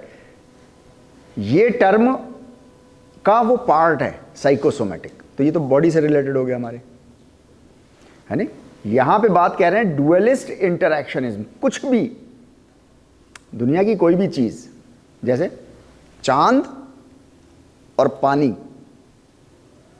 राइट। जिस वक्त चांद जिस जमीन के जिस हिस्से पर निकलता है तो रात में वो पानी को अपनी तरफ खींच लेता है, राइट, एक लेवल तक। इसीलिए रात में समुद्र की जो वो लहरें होती हैं वो ऊंची हो जाती हैं, क्योंकि मून उसको खींच रहा होता है अपनी तरफ। लेकिन खींचता है तो एनर्जी, जैसे हमारी भी, हम आपको खींचे पकड़ के तो एनर्जी कम हो जाएगी ना, थोड़ी मेरी हर सेकंड कम होती रहेगी एनर्जी, राइट। ऐसे ही चांद की भी एनर्जी कम होती रहती है। तो एक लेवल तक उठता है पानी, फिर धड़ाम से नीचे गिर जाता है, फिर उसके बाद वो खींच लेता है, फिर वो चला जाता है। तो ये एक बहुत ही मतलब अजीबोगरीब एक फिनोमिनन है नेचर का, जो जिस वक्त हम सो रहे होते हैं उस वक्त वो चल रहा होता है। क्यों चल रहा होता है? Benefit to all mankind. काय के लिए? आपको क्या लगता है काय के लिए चलता होगा वो? बहुत इंटरेस्टिंग सवाल है। हाँ, मतलब ये मूवमेंट क्यों हो रहा है? कोई चीज़ बेकार तो हो नहीं रही है, तो पर्पज़ क्या पर्पज़ होगा इसका कि समुद्र का पानी ऐसे उठा के धड़ाम नीचे, नदी का पानी ऐसे उठा के धड़ाम नीचे, वह खींच ही लेता तो ख़त्म ही हो जाते हम लोग तो अब तक। जैसे उसकी एनर्जी डिमिनिश होती है तभी तो वो नहीं, वो ठीक है, वो ऐसे ऐसे करके, ऐसे ही मैकेनिज्म ऐसे ही है और करोड़ों सालों से ऐसे ही है, ऐसे खींच रहा है जा रहा है, खींच रहा है जा रहा है, ऐसे ऐसे हो रहा है। क्यों हो रहा होगा ये? आगे फिल आउट करने के लिए भी आगे सर वही, जैसे उसकी एनर्जी डिमिनिश होगी तभी वो डे एंड नाइट का पैसेज, मतलब क्या लगता है आपको क्या हो रहा होगा?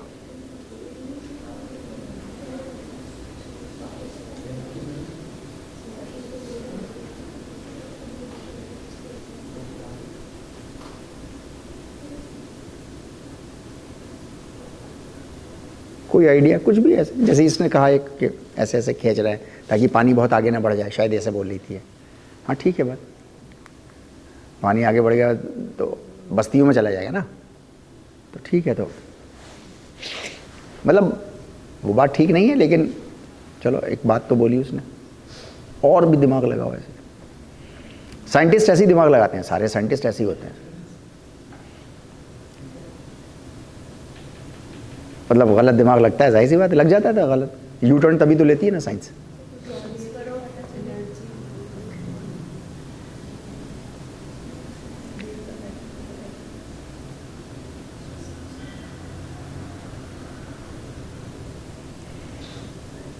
ये रात में पानी का इतना उथल पुथल क्यों? और बहुत ऊंचा खींच लेता है चांद, देखा नहीं है हम लोगों ने, पर वीडियोस देखिएगा इसके। हाँ तो कुछ आप ही के लिए रीज़न होगा यार। हाँ तो मैं एक बात कह रहा हूँ, मैं देखो ऐसा होता है, एक बच्चों को, छोटे बच्चों को डेवलप, उनका ब्रेन की क्रिएटिविटी डेवलप करने के लिए एक साइकोलॉजिस्ट ने एक तरीका निकाला है, उसको कहते हैं, वो अंग्रेज़ी में जो भी कहते हैं वो हिंदी में उसको कहते हैं, अच्छा बताओ अगर ऐसा होता तो।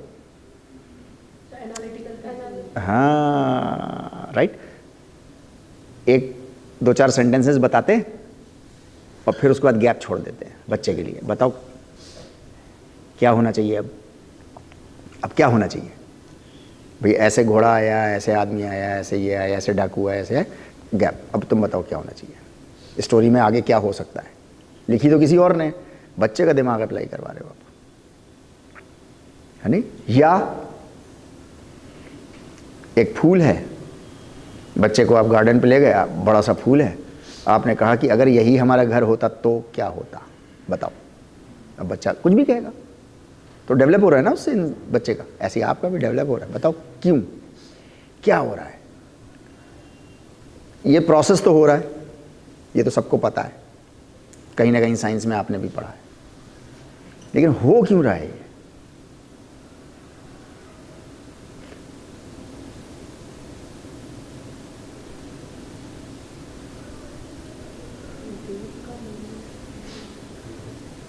नहीं पता, आइडिया नहीं आ रहा, बताओ धर्मेंद्र जी, इरफान जी। हाँ तो बैलेंस के लिए तो सारी चीज़ें हो ही रही हैं, लेकिन उस वक्त क्या हो रहा है वो, मतलब इतनी उथल पुथल, राइट। उस दौरान वेव का मूवमेंट रहता है तब वो स्टेबल रहेगा। ठीक है, हो क्यों रहा है? आपके फायदे के लिए हो रहा है, क्यों हो रहा है, कैसे हो रहा है? राइट। जैसे आपके पास ये प्याला है, कप है, गिलास है, राइट, आप इसको स्टिर करते हो फॉर व्हाट? हाँ, ताकि चीज़ें मिक्सअप हो जाएं, राइट। दिन भर पानी स्टैग्नेंट रहता है, ऑलमोस्ट ऐसे ऐसे रहता है नहीं? एक फोर्स रात में आती है, वो उसको अपनी तरफ खींचती है और भड़ाम से छोड़ती है, तो पानी की जितनी भी गैसेज हैं वो सब आपस में मिक्स हो जाती हैं, रिफ्रेश्ड हो जाता है पानी,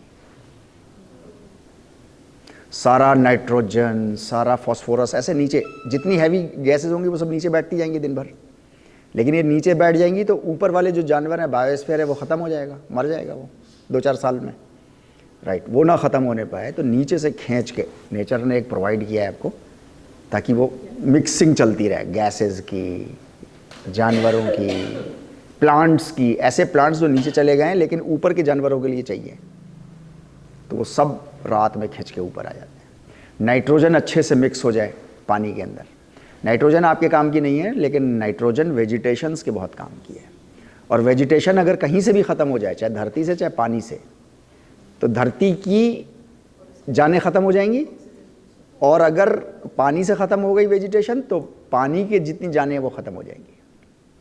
तो नाइट्रोजन अच्छे से मिल जाए पानी में, जैसे आपके कब्जे का कप है, गिलास है, डोंगा है, बड़ा सा बर्तन है, उसको मिला लेते हो, हिला लेते हो, बस ऐसे करके। समुंदर को कैसे हिलाया जाए, तो उसके बनाने वाले ने उसका ये मैकेनिज्म रखा है, ऐसे खींचेगा और ऐसे छोड़ेगा, ऐसे खींचेगा और ऐसे छोड़ेगा, तो क्या होगा उससे? वही जो आपके उससे हो रहा है। अच्छा, ये सारा बायोस्फीयर जितना भी है, जितनी भी जाने हैं, वो सब किसके लिए? आपके फायदे के लिए, राइट राइट। अब चांद और वो पानी का डुअल इंटरेक्शनिज्म है,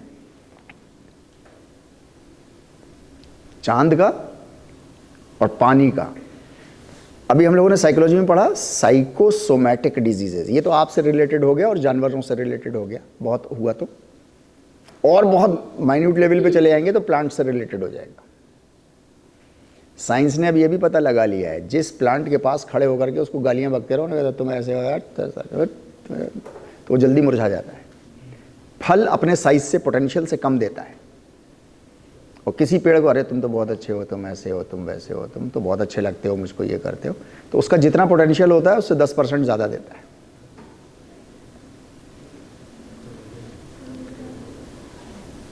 असल में हम लोग चूँकि फिज़िकल एजुकेटर हैं और खिलंडर ही रहे हैं, हमेशा से ग्राउंड पे रहे हैं, तो इन सब चीज़ों से हमारा वास्ता नहीं रह गया है। लेकिन हमको ये सारी चीज़ें साइंस में पढ़ाई गई थी, हाई स्कूल तक हम लोगों ने पढ़ा है। आप लोगों में से जो लोग बीएससी करके आए उन्होंने भी बायोलॉजी एलॉजी से, तो उन्होंने भी पढ़ा है। लेकिन हम लोग तो बस उतना ही पढ़ते हैं ना जितना सिलेबस का। अच्छा आधा आ गया, अच्छा आधा बचा, आधे में भी तारिक सर 2 इम्पॉर्टेंट बता दें यार तो काम हो जाए हमारा, बस वो 2 पढ़ लेंगे। ये अप्रोच है हमारी। लेकिन अब ये अप्रोच बड़ा मुश्किल हो गई है चलना स्टूडेंट्स के लिए भी। अब देखो ना अब कितना कंपटीशन का, मतलब मैं ये नहीं कह रहा लेवल ऑफ कंपटीशन तो वही है, कोई कंपटीशन बड़ा नहीं हुआ है, लेकिन उसको नापने के तरीके बड़े बड़े आ गए। जेआरएफ आ गया, यानी नेट क्वालिफाई कर रहे हो तो तारिक साहब जो है वो मिठाई नहीं खाने को तैयार है, नेट की मुबारकबाद नहीं दे रहे हैं। क्यों? क्योंकि यार जेआरएफ बड़ी चीज़ पकड़ो ना, ये छोटी क्यों पकड़ रहे हैं? जिन लोगों ने नहीं किया है उनसे भी मैं यही कह रहा हूँ कि जेआरएफ पकड़ना, नेट नहीं पकड़ना। नेट पकड़ा तो कुछ नहीं पकड़ा आपने, फिर तो एमपीएडी अच्छे थे। हाँ और क्या, दुनिया आपको लेकिन ऐसी बता देगी कि अरे नेट बड़ी चीज़, नेट बड़ी चीज़ हुआ करती थी अब से 3-4 साल पहले तक। ये ईमानदारी की बात बता रहा हूँ आपको। 3-4 साल से मतलब अब तो नेट के एडमिशन्स भी होने बंद हो जाएंगे पीएचडी में। जेआरएफ जो होंगे उनको पहले मिल जाएंगे, कुछ ज़्यादा जेआरएफ हो जाएंगे। तो मैं तो कह रहा हूँ आप लोग सब लोग जेआरएफ के लिए जाइए। अभी हम लोग सोचते क्या है असल में, वो नाम में प्रॉब्लम है वहाँ। यूजीसी नेट, उसका नाम होना चाहिए यूजीसी जेआरएफ, तो हर बच्चा जेआरएफ के लिए जाएगा। भाई आपका दिमाग गया पानी पीने तक तो पानी पीने गए, जिनका दिमाग नहीं गया पानी पीने तक वो नहीं गए। ऐसी है ना, राइट? तो आपका दिमाग जहाँ तक जाएगा, आपका दिमाग जाएगा जेआरएफ तक, तो जेआरएफ ही मिलेगा आपको, नेट नहीं मिलेगा। और अगर नेट ही सोचते रहोगे, लेकिन हाँ पिछले 30 सालों से नेट बड़ी चीज़ थी, इसलिए आपसे रिलेटेड, आपका से ऊपर के जितने भी लोग हैं इंक्लूडिंग योर पेरेंट्स, उनके लिए यही बहुत है कि बच्चे ने नेट क्वालिफाई कर लिया। हाँ हमारे एक दोस्त हैं, वो उनके बेटे ने नेट क्वालिफाई कर लिया। मार उन्होंने छप्पर फाड़ दिया खुशी का। वो मैंने कहा खुश होने की क्या बात है यार, बच्चा तो उसी लेवल पे है ना, जेआरएफ करता तो छप्पर फटता। लेकिन वो पेरेंट्स के लिए तो वही बड़ी बात है कि भैया उसने नेट क्वालिफाई कर लिया, क्योंकि वो 30 साल से यही सुनते आए हैं हम, नेट नेट नेट। आज भी क्या सुन रहे हो आप? Net net net net. छोड़ दो इसको, क्या चाहिए? जेआरएफ चाहिए। हाँ इसको कहने में क्या जाता है यार, हम कहते नहीं है ये वाला ट्रैक सूट चाहिए, ये वाला सूट चाहिए, ये वाला खाना चाहिए, ये वाली डिश चाहिए, कहते नहीं है? ऐसे ही ये जेआरएफ चाहिए, नेट नहीं चाहिए। नेट है तो एमपीएड है यार, क्या फ़ायदा है। हाँ जेआरएफ ले लो। हमारे यहाँ देखो ये दोनों बैठे हैं रिसर्च स्कॉलर्स, यानी एक हमारे यहाँ औसाफ है। ये सब जब नेट के फॉर्म आते हैं ना, जेआरएफ के फॉर्म आते हैं, तो सब ये सब परेशान होते हैं, भरना है, तैयारी कर रहे हो, ये कर रहे हैं, और वो टांगे ऊपर करके ऐसे मस्त ऐसे सो रहा होता है। हाँ अरे वन टाइम ही तो है ना, जेआरएफ क्वालिफाई कर लिया, इसके ऊपर कुछ है नहीं, तो आराम से टांगे फैला के ऐसे सोता है मस्त। ये सब परेशान रहते हैं। इनमें से जिस दिन किसी का जेआरएफ हो जाएगा, ये भी टांगे फैला के सोएंगे। सबको देखता हूँ मैं, ये परेशान रहते हैं, वो अपना आराम। क्यों? उसने जब मास्टर्स में, और ये बात आप अच्छे से समझ लो, आप जब तक मास्टर्स में हो ना तब तक आपके पास बहुत टाइम है, तब कर सकते हो आसानी से, कंपैरेटिवली। मास्टर्स के बाद आसानी से नहीं कर पाओगे। जितने मतलब 6-6 महीने के चंक गुजरते जाएंगे उतना ही मुश्किल होता जाए, क्योंकि लाइफ बड़ी हो रही है ना, आप बड़े हो रहे हो। जिम्मेदारियाँ वक्त के साथ साथ बढ़ती हैं या घटती हैं? फिर कैसे कर लोगे जब अभी ना कर पाए? अभी माँ बाप ने काहे के लिए छोड़ा आपको? सिर्फ और सिर्फ पढ़ना। अगर आप खाने की भी शिकायत करो ना एमयू के अंदर, तो 100 में से 99.9% पेरेंट्स कहेंगे अबे कम खा लेना, यहाँ आके ज़्यादा खा लेना, हम खिलाएंगे अपने हाथ से। लेकिन वहाँ पढ़ के तो आ जाओ। जब उनका मतलब होता है पढ़ के आ जाओ, तो उनका मतलब होता है JRF करके आ जाओ। तो मतलब छोटी चीज़ नहीं पकड़ना, बड़ी चीज़ पकड़ो यार। तब तो है छप्पर फाड़ो, वरना ये मिठाई विठाई तो किसी और बहाने से खा लेंगे। हाँ, बच्चे बच्चे हो जाएंगे आप लोगों के, तब भी खा लेंगे मिठाई तो, है ना। वो है JRF से बड़ी चीज़। तो मैं आपसे ये कह रहा हूँ कि थोड़ा सा आप इस पे ध्यान दिएगा। एनी हाउ, तो हमारा जो है जो मतलब डुअल इंटरैक्शनिज्म कहते हैं कि दो चीज़ें एक दूसरे के ऊपर असर अंदाज हों, एक दूसरे पर प्रभाव डालें, तो उसको कहते हैं डुअल इंटरैक्शनिज्म। तो ये कहते हैं कि माइंड और ब्रेन ये दोनों इंटरैक्ट करते हैं, ये दोनों इंटरैक्ट करते हैं। चित्त ऑर्डर देता है तो ब्रेन जो है वो सारी जगह रिले करता है मैसेज, भागो, या गर्म तवे से हाथ हटा लो, राइट। आंखों ने कुछ देखा, आंखों ने कुछ देखा तो वो उसकी एनालिसिस, उसके ऊपर असर पड़ता है। मतलब देख करके टेंशन में आ गया, सुन के टेंशन में आ गया, म्यूजिक सुनी तो कभी खुश हो गया, कभी गुस्से में आ गया, राइट। एक डिस्कार्ट नाम के एक मतलब आज तक के सबसे बड़े फादर ऑफ फिलॉसफी कहते हैं इनको, राइट। उन्होंने ये इमेज बनाई थी। कब के हैं ये, देखो आप, राइट। Dualist interactionism. आंखें देखती हैं, देखने के बाद यहां कहीं जाती हैं, जिसको इन्होंने कहा है इममटीरियल स्पिरिट। ब्रेन में कोई ऐसा इममटीरियल स्पिरिट है, कुछ है हमारे, क्या है अब 1500-1600 में नहीं समझ में आया उनके, और फिर उनके पास चित्त की भाषा भी नहीं थी।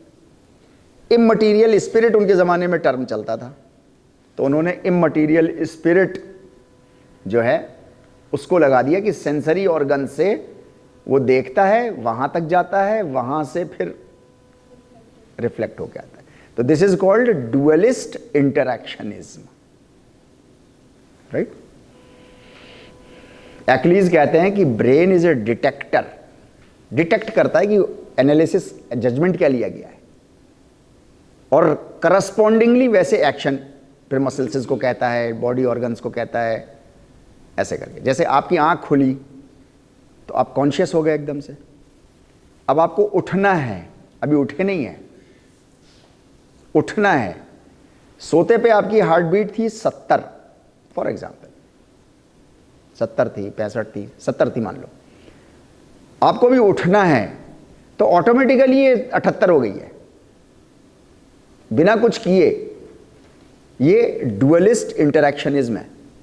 अभी आपने सोचा, आपने मतलब वो पर्सन, वो चित्त, उसने सोचा उठना है, फिजिकल बॉडी को उठाना है, तो फिजिकल बॉडी ने तैयारी शुरू कर दी, ब्रीथ की डेंसिटी बढ़ा दी, कुछ गहरापन।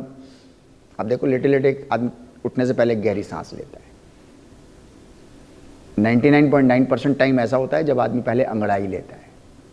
ये सब क्या है, ये सारे रेस्पॉन्सेज हैं बॉडी देती है आपकी उठने के लिए, बॉडी को तैयार करती है कि उठना है अब। अच्छा बैठे हुए हैं, अब खड़ा होना है, तो आपको नहीं पता चलेगा। Involuntary nervous system, autonomic nervous system automatically आपकी हार्ट रेट अभी बढ़ा देगा, डेप्थ बढ़ा देगा आपके रेस्पिरेशन की, ब्लड फ्लो बढ़ा देगा अंदर ही अंदर। क्यों? क्योंकि आपको उठ के बड़े काम करने हैं, राइट। तो ये ब्रेन इज ए डिटेक्टर और एम्पलीफायर है, फिर चीज़ों को बढ़ाता है वो। यहाँ एक जनरल लाइफ प्रिंसिपल आपको बता रहा हूँ, आपके शायद बहुत काम आए। एम्पलीफायर है ना ये ब्रेन, यानी एक नोबेल ल्यूरेट कह रहा है, हमको कभी कोई खुशी मिलती है तो ब्रेन उसको बहुत एम्पलीफाई कर देता है। एम्पलीफाई समझते हैं, बड़ा कर देता है। ऐसे ही कोई दुख मिलता है तो उसको भी बहुत बड़ा कर देता है वो।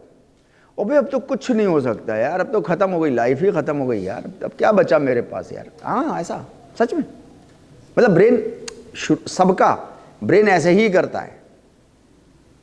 ओ भाई सामने ब्रेडली आ गया है यार, इसको कैसे खेलेंगे हम, अगर हड्डी तोड़ देगा तो पैड के ऊपर से, ऐसा मतलब इतना बड़ा। लेकिन थोड़ा कूल डाउन हो जाओ, थोड़ी गहरी सांस लो, थोड़ा एनालिसिस करो, तो आपको कई सारे फैक्टर्स नज़र आएंगे कि आप उसको ऐसे खेल सकते हो, या अपने डिप्रेशन के स्टेट को ऐसे झेल सकते हो, ऐसे ओवरकम कर सकते हो। लेकिन शुरू में कैसा लगता है? बड़ा, जितना है 100 ग्राम का है तो वो 1000 ग्राम का दिखाता है, क्योंकि एम्पलीफायर है, सिर्फ डिटेक्टर नहीं है, एम्पलीफायर भी है। तो अगर कहीं आपको कोई बात खुशी मिले तो उसको ब्रेन एम्पलीफाई करके दिखाएगा आपको, बड़ी खुशी मिल गई है। और बड़ी खुशी में इंसान पागल हो जाता है, खुशी में भी पागल हो जाता है, और डिप्रेशन, एंजाइटी, स्ट्रेस में भी पागल हो जाता है। और पागल हो जाता है तो वो दूसरे इंसानों को इंसान नहीं समझता, चाहे खुशी में चाहे दुख में, राइट। तो मैं इसलिए कह रहा हूँ जनरल लाइफ में काम आएगा, क्योंकि एम्पलीफायर है, ये याद रखिएगा। No problem at all. शुरू में पेपर आता है, भाई यार इतना मुश्किल पेपर, लेकिन आप थोड़ा सा ध्यान दे लो उस पर ज़रा सा, तो आपको समझ में आने लगते हैं answer within 10 minutes. Psychology of examination, learning नहीं, साइकोलॉजी ऑफ एग्जामिनेशन ये कहती है कि within 10 minutes, 7 to 10 minutes to be precise, जो है वो मुश्किल से मुश्किल सवाल के आंसर समझ में आने लगते हैं। हाँ, उसकी तैयारी आपने अच्छी की होनी चाहिए। अब पता चला आपने पढ़ा तो नहीं है ये सब, अब पेपर आ गया कि साहब डुअलिस्ट इंटरैक्शनिज्म के ऊपर और चित्त के ऊपर बताओ, तो आदमी या तो बाल नोचेगा या पेपर फाड़ेगा, इसके अलावा ऑप्शन ही नहीं है उसके पास। लेकिन अगर तैयारी की है उसने तो उसको कहीं ना कहीं आंसर समझ में आने लग जाएंगे, कि कुछ याद आने लग जाएगा। 7 to 10 मिनट्स ओनली, लेकिन उन 7 to 10 मिनट्स में उसको आंसर्स आएंगे जिसने अपने को संभाल लिया होगा इस एम्पलीफिकेशन से, और जिसने एम्पलीफिकेशन से नहीं संभाला होगा तो उसका पेपर खराब हो जाएगा, गलत हो जाएगा, राइट। देखें क्या कह रहे हैं।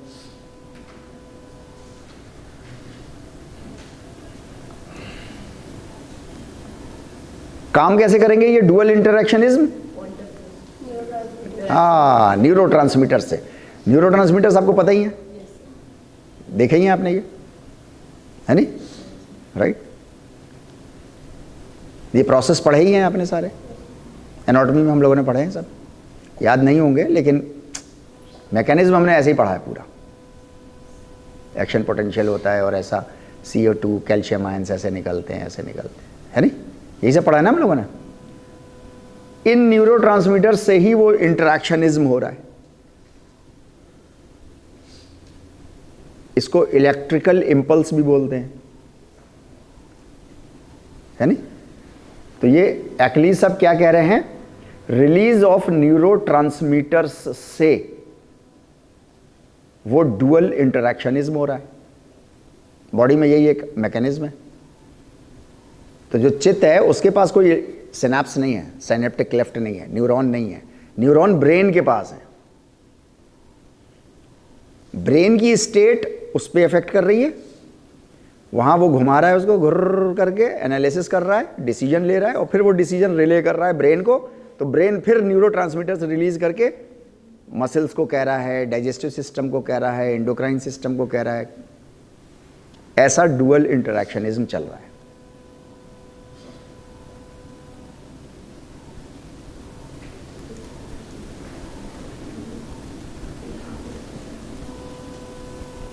The brain acts as the biological computer that processes the incoming sensory information and outputs the appropriate motor response. Clear है बात, समझ में आ गई सारी, है नहीं।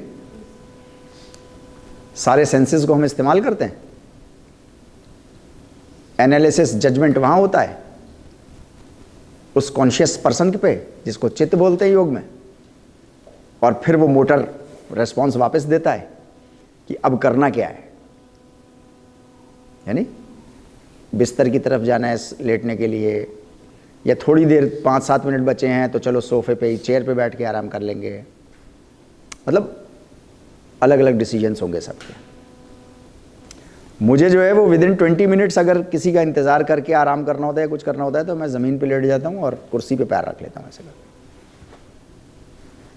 अपना अपना तरीका है आराम करने का। इन दैट वे मैं अपने पैरों की मसल्स को रिलैक्स कर लेता हूँ, ब्लड कैपिलरीज, वेन्स, वेन्यूल्स जितनी भी हैं उनको रेस्ट दे देता हूँ 20 मिनट, राइट। और अगर मैं सो भी गया हूँ तो जल्दी से उठ भी जाऊँगा, क्योंकि आदमी ज़्यादा देर सो नहीं सकता ना ऐसे करके ऊपर, राइट। तो उसके कई सारे फ़ायदे मुझे ऐसे नज़र आते हैं, ऐसे मैं कर लेता हूँ दिन में, तो ऐसे आराम भी हो जाता है, आगे काम बढ़ाओ आगे, राइट। तो होगा मगर ऐसे ही कि ब्रेन न्यूरोट्रांसमीटर्स के ज़रिए से रिलीज़ करेगा और सारे एक्शंस जो हैं वो आपके काम हो रहे होंगे, राइट।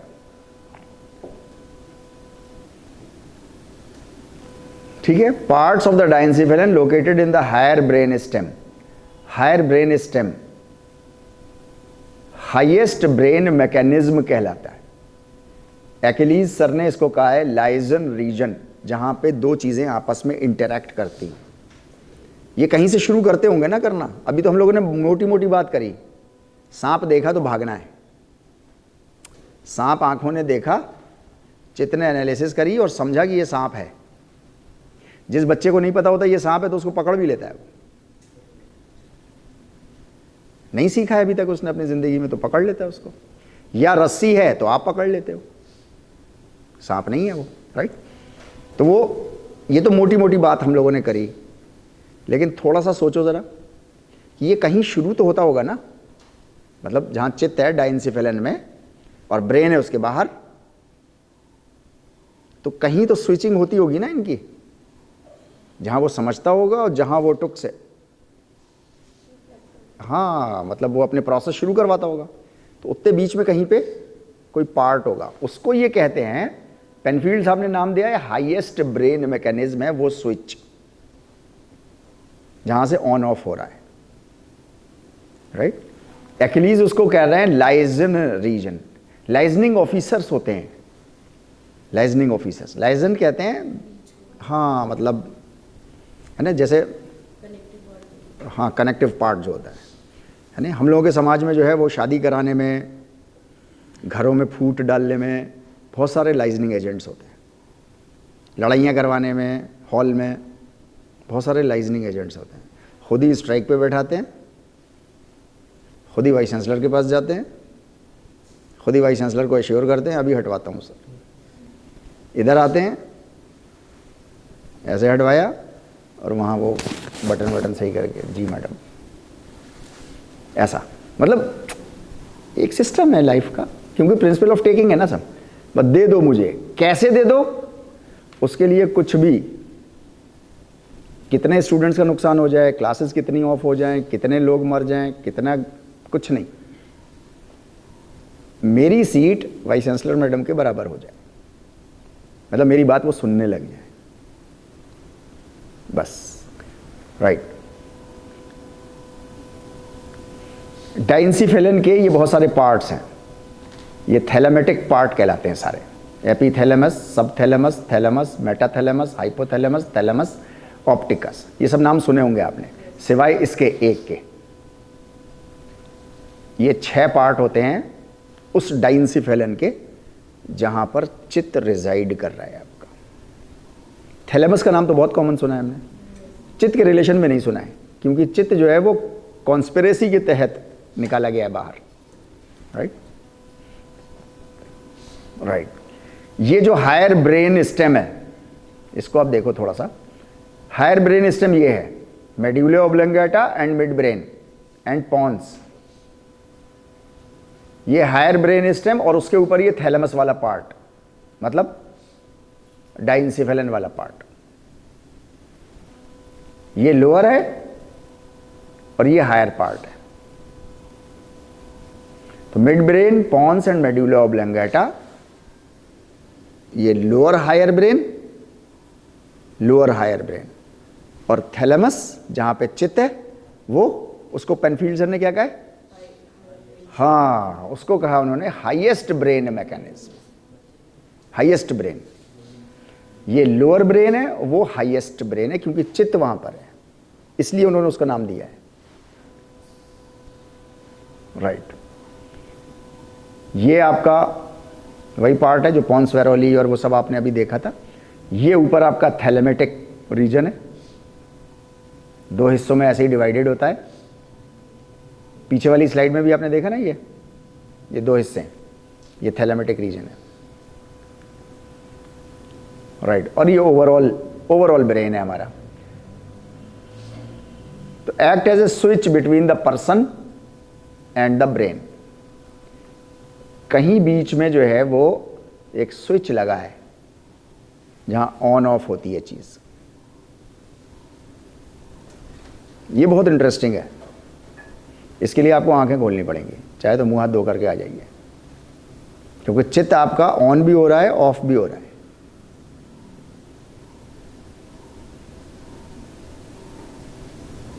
ऑन भी हो रहा है, ऑफ भी हो रहा है। बैठे बैठे हो जाए तो बताइए, नहीं तो फिर खड़े हो गए हो तो बताइए। हाँ, खड़े होकर भी पढ़ सकते हैं, खड़े होकर पढ़ लो, खड़े हो जाओ। बैठे बैठे थक जाते हैं, पैर थक जाते हैं, खड़े हो जाओ, खड़े हो जाओ, खड़े। मैं अपने लेक्चर्स में अक्सर ऐसा होता है कि खड़ा कर देता हूँ मैं ऑडियंस, खड़े हो जाओ सब। हाँ, थोड़ा सा सांस वांस लगे हरी। हाँ अच्छा, भाई देखो अंगड़ाई आई ना।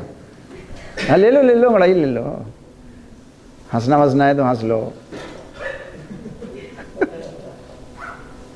थक जाता है आदमी, कोई बात नहीं है।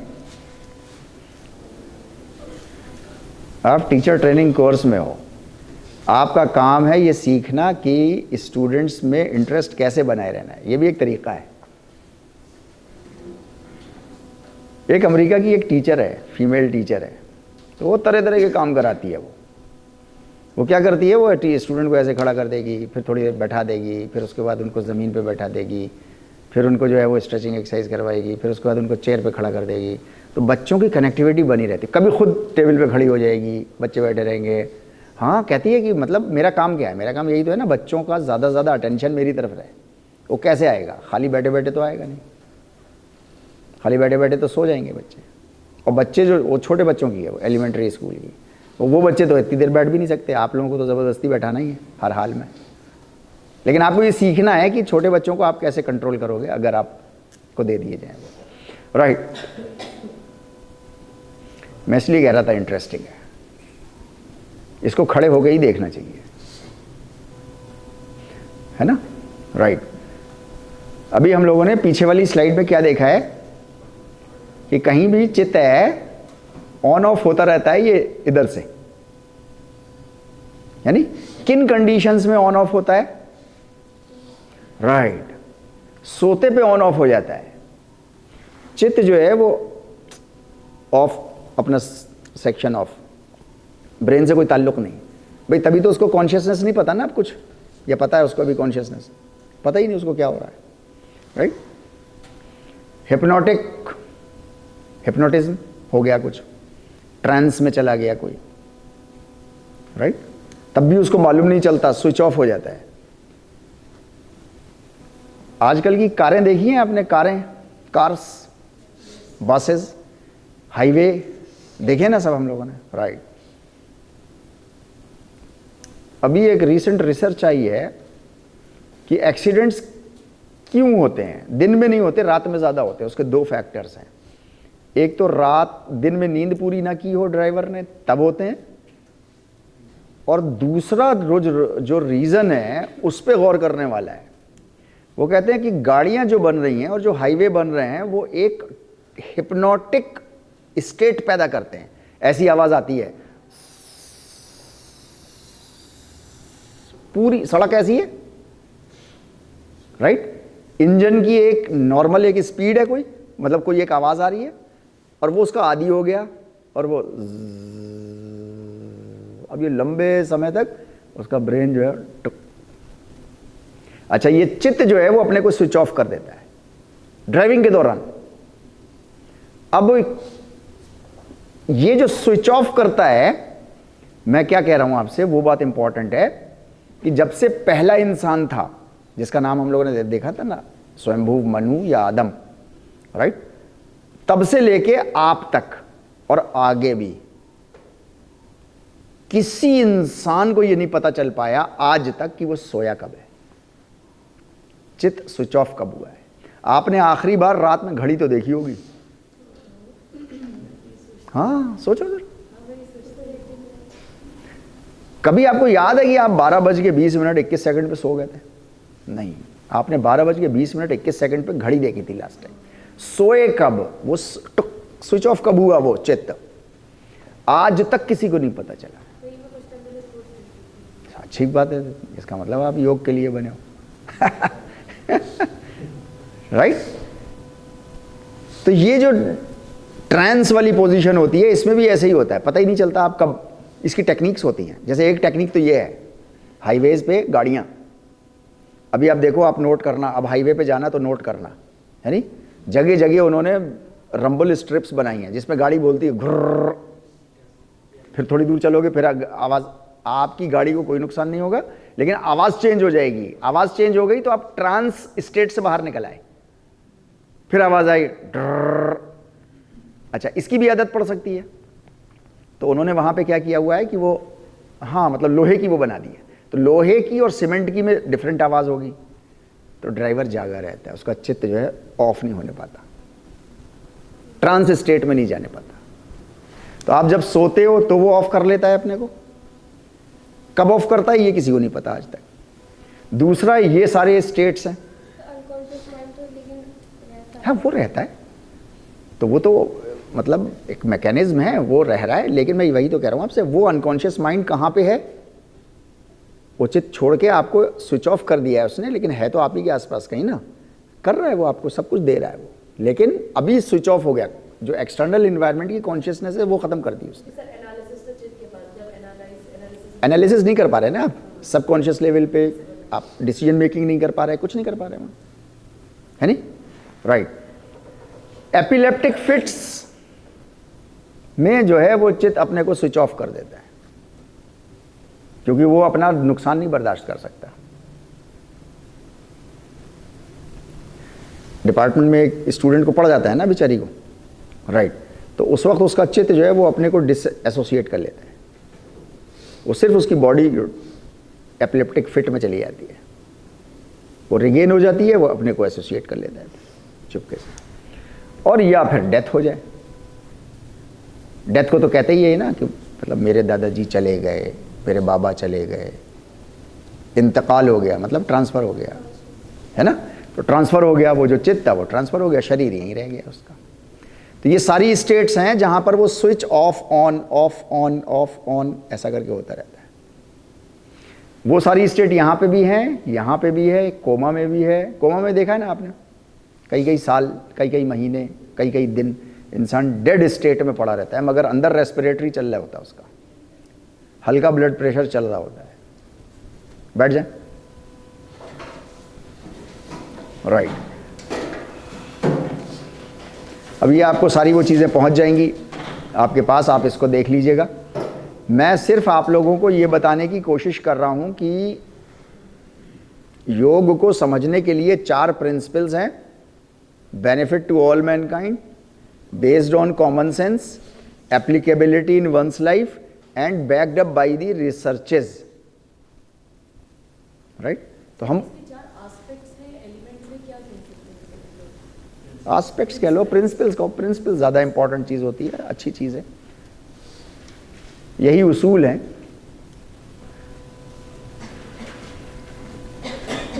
राइट, मैं इसकी स्लाइड आपको पहुंचा दूंगा, ये स्लाइड्स आप लोग थोड़ा सा देख लीजिएगा, यानी कि एक्लीज इसको कैसे डिफाइन कर रहे हैं। वो तो पेनफील्ड सर थे, ये एक्लीज सर हैं। ये एक्लीज सर इसको कैसे डिफाइन कर रहे हैं, तो वो दुनिया को 3 हिस्सों में बांट रहे हैं इंसान की, वर्ड 1, वर्ड 2 और वर्ड 3, ठीक है। और वर्ड 1 को जो है वो कह रहे हैं कि बाहर की जितनी एनर्जीज होती हैं, electromagnetic waves, pressure waves, material objects, जितनी भी चीज़ें हम देखते हैं, इससे रिलेटेड वर्ड 1 है हमारा। ये दुनिया है एक हमारी, कि बाहर की सारी चीज़ें हम और आप जो है वो देख रहे हैं, right. Word 1 is the total word of natural forces. Natural forces को देखना, समझना, एनालाइज करना, डिसीजन लेना, जिसको हम साइंस बोलते हैं। साइंस ये काम करती है ना, कोई चीज़ नहीं देखी तो उस पर फ़ौरन थ्योरी बनाई, जिसको आप हाइपोथेसिस कहते हो अपनी रिसर्च की फील्ड में। हाइपोथेसिस बनाई, थ्योरी बनाई, और फिर उस पर काम करना शुरू किया। अगर वो साबित हो गई कई जगह से एक साथ कई सालों तक, तो वो फैक्ट हो गया, अदरवाइज वो थ्योरी की थ्योरी रह गई। तो थ्योरी को कभी कभी रिजेक्ट कर देते हैं, कभी चलाते रहते हैं, जैसे थ्योरी ऑफ एवोल्यूशन आज तक चल रहा है, राइट। दूसरा दुनिया है हमारी कॉन्शियसनेस की, subjective knowledge of all kinds, right. हमारा परसेप्शन, आप देखो इधर से देखो, ये 3 है, बड़े अजीब बात है नहीं, और उधर से देखो ये कैसे बनते हैं, मुझे सीखना है। हाँ, हमारे एक दोस्त हैं, आते हैं वो यहाँ पर अक्सर डिपार्टमेंट, उनका बेटा है, वो बड़ी अच्छी ड्राइंग मतलब बनाता है। मैंने उसको बोला है, मैंने कहा यार ये ऐसे बनाना सीखो ज़रा, मतलब वो नेचुरल है, वो उसके अंदर कुछ होता ना, कुछ लोग होते हैं पोटेंशियल एक अलग, और वो इंटेलिजेंट भी है, क्रिएटिव भी है, तो तरह तरह से बनाता रहता है। तो मैंने उसको एक प्रोजेक्ट दिया है, मैंने कहा कि सर सैयद अहमद खान साहब की फ़ोटो बनाओ, ऐसी पिक्चर बनाओ अपने हाथ से कि एक साइड ऐसे करके देखो तो अलग, मतलब परेशान, कोई बूढ़ा परेशान बैठा है बेचारा, बहुत रिंकल्स दिखाई दे रहे हैं, 3 कदम इधर चले जाओ तो नॉर्मल फेस हो जाए उनका, फिर उधर 3 कदम चले जाओ तो मुस्कुराते हुए तुम्हारी तरफ देख करके मुस्कुरा रहे हैं, कुछ ऐसी बनाओ। ये ऐसे ही तो है ना, देखो ना, वो तो होती है, लेकिन वो हाथ से ड्राइंग बना दो ऐसे। नहीं बनाई उसने, अभी कह रहे, अभी वो असल में PCM में है, वो 12th में है, तो उसके अब्बा अम्मा उसको जो है वो दबाए रहते हैं, गला उसका बेचारे का उसे ज़बरदस्ती इंजीनियर बना के छोड़ेंगे। मैं कह रहा हूँ उसको आर्टिस्ट बनने दो, दुनिया में बड़ा काम करेगा वो, लेकिन बहरहाल अब अपनी अपनी सोच होती है। तो मैं आपसे कह रहा हूँ कि ये देखो, इधर से 3 दिखाई दे रहा है, इधर से 4 दिखाई दे रहा है, ये परसेप्शन, राइट। ये परसेप्शन का वर्ड होता है, वर्ड नंबर 2, राइट। ये अलग अलग उसकी वो है, आप लोग इसको पढ़ लीजिएगा, देख लीजिएगा, अगर जो चीज़ नहीं समझ में आएगी तो आप इसको जो है वो, फिर उन्होंने वर्ड नंबर 2 को उन्होंने कई सारा डिफाइन किया है उन्होंने।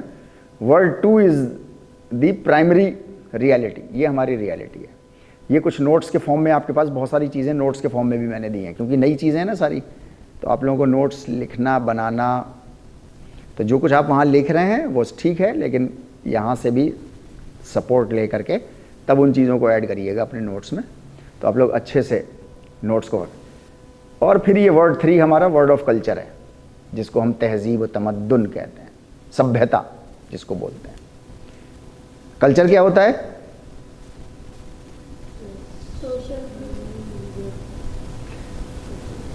कल्चर को हम समझते हैं कई स्टेट्स आकर के डांस कर लें, कई स्टेट्स आकर के, हाँ मतलब तहजीब मतलब क्या, कल्चर मतलब क्या? अब मैं कहूँ आपसे नाक क्या होती है तो आप बोलो नोज, ये तो बात नहीं हुई। नहीं, मैं पूछ रहा हूँ कि कल्चर मतलब क्या? जो प्रैक्टिसेस सर एक पर्टिकुलर जगह पे फॉलो होती है और जो चलती चली आ रही है फोरफादर्स से, okay, in terms of clothing, in terms of, okay fine, ठीक है। ये बहुत लिमिटेड सेंस है उसका। कल्चर के जो साइंटिस्ट हैं ना, सोशोलॉजिस्ट जो हैं, जो कल्चर के साइंटिस्ट हैं, वो कहते हैं कि cooperation among human beings with the help of languages. Cooperation among human beings, ये कल्चर नहीं है कि अपनी कम्युनिटी का तो फायदा कर दिया, दूसरे ह्यूमन बीइंग से नुकसान कर दिया। That is not culture, that is animal culture, that is not human beings culture. Cooperation among human beings with the help of language, और ब्रैकेट में लिखिए s, with the help of either one language or more then one languages.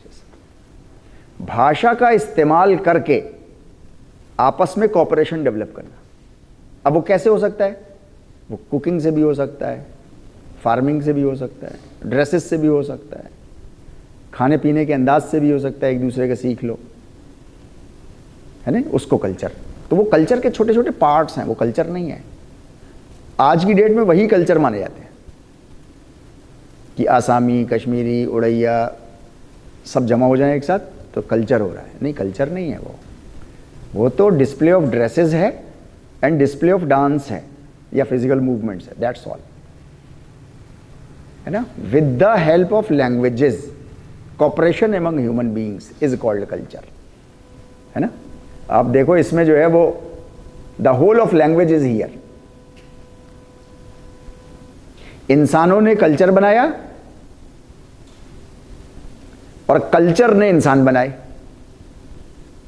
ये circle है ना एक ऐसा, इंसानों ने मिलकर कल्चर बनाया और कल्चर ने इंसान बनाए। और किससे बना है?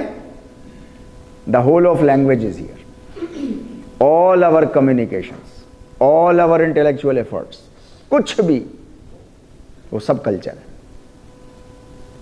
It is the word of civilisation and culture. Education is the means. Education मतलब डिग्री लेना नहीं, एजुकेशन मतलब अपना जो पर्सन इन पर्सन अंदर है उसको ग्रो करना, दैट इज एजुकेशन, राइट। ये इस तरीके की चीज़ें जो हैं वो आपके नोट्स के फॉर्म में हैं। Word 3 comprises of the unfolding natural forces, ethical and aesthetic activities of man, is absolutely related with the man. ये इंसानों से रिलेटेड है। एथिकल एंड एस्थेटिक एक्टिविटीज, देखो जानवर को भी भूख लगती है, आपको भी भूख लगती है, एक इंटरेस्टिंग बात है, ठीक है नहीं? जानवर घर से बाहर निकला, भूखा है फॉर एग्जाम्पल, राइट। इधर खेत किसी और का है, इधर खेत उसके मालिक का है। क्या वो जानवर इस बात में तमीज करेगा कि मुझे किस खेत में से खाना चाहिए? उसको जहां आसानी से मुंह लग जाएगा वहां से नोच लेगा। इधर से भी नोच सकता है, इधर से भी नोच सकता है। क्यों? क्योंकि उसके पास कोई एथिकल सेंस, वो चित्त नॉटेड है उसका, उसको सिर्फ शरीर में खाना चाहिए, कहीं से भी मिले। शेर का काम है चीर फाड़ करके खाना। कभी आज तक अदालत में शेर को नहीं ले जाया गया कि उसने इंसान मार दिया, राइट और रॉन्ग? सांप को आज तक फांसी नहीं लगी, क्यों? हाँ, लेकिन इंसान को लग गई, है ना? क्योंकि इंसान जो है वो इस वर्ल्ड का है।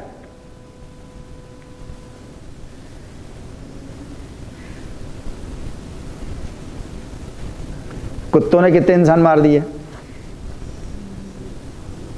किसी को फांसी जेल में नहीं डाला आपने।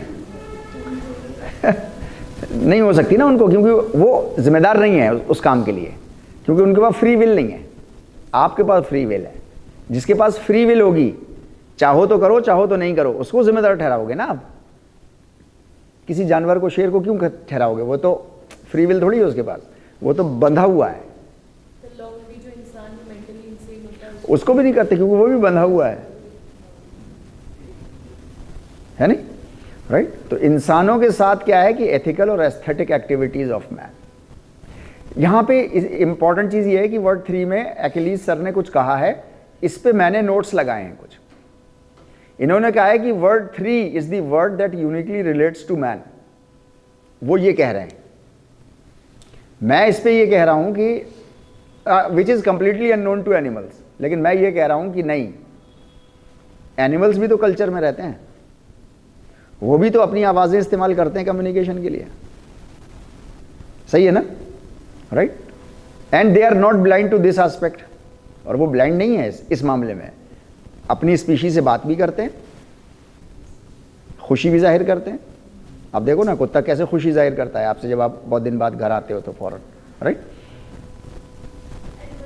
हाँ, एनिमल्स को आप एजुकेशन के जरिए से उनको इंप्रूव नहीं कर सकते।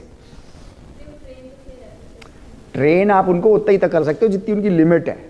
ये बात देखो, आप उनको कहो कि वो आपका कंप्यूटर चलाने लग जाए, आपका सीसीटीवी कैमरा जब चाहे तब आप इशारा करो और वो जाके टुक से बंद कर आए, नहीं हो सकता। अच्छा, आप इस लेवल तक अपने किसी भी जानवर को सिखा दो, हो सकता है सीख जाए, हो सकता है सीख जाए, लेकिन उसके जो बच्चे होंगे उनको नहीं सिखा सकता वो कभी।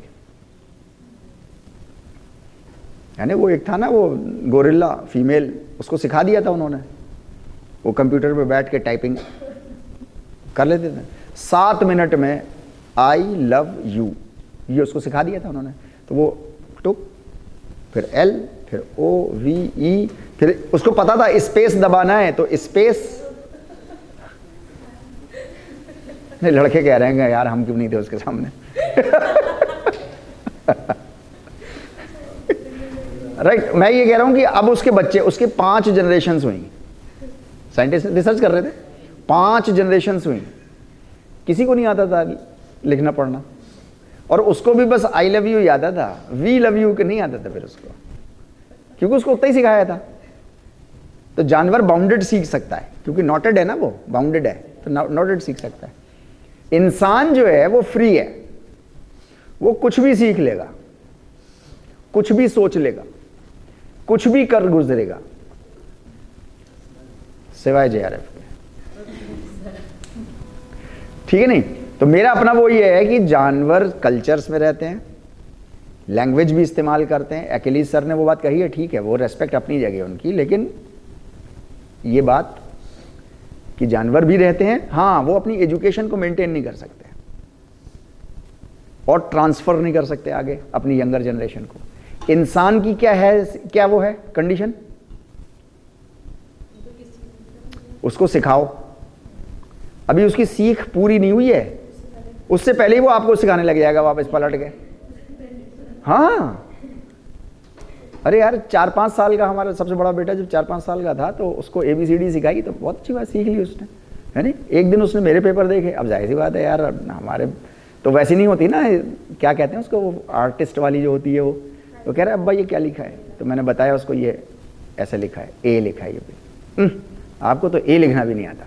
फिर पेपर अपने कॉपी लाया, पेंसिल लाया, उसने कहा A ऐसे लिखते हैं, वो कर्सिव राइटिंग जो होती है। तो अब इंसान का बच्चा है ना वो, तो क्या कर रहा है वो हरकत, अभी सीखना पूरा नहीं आया उसे, लेकिन जितना भी आया है वो अपने अब्बा को सिखाई दे रहा है, कह रहा है ऐसे होता है। लेकिन वो फीमेल चिंपैंजी अपने को नहीं सिखा पाई, अपने बच्चों को, 5 जनरेशंस को, राइट? तो ये इंसानों के साथ एक्टिविटी है मेन, नेचुरल फोर्सेस को अनफोल्ड करना और उनको अपने इस्तेमाल में लेके आना।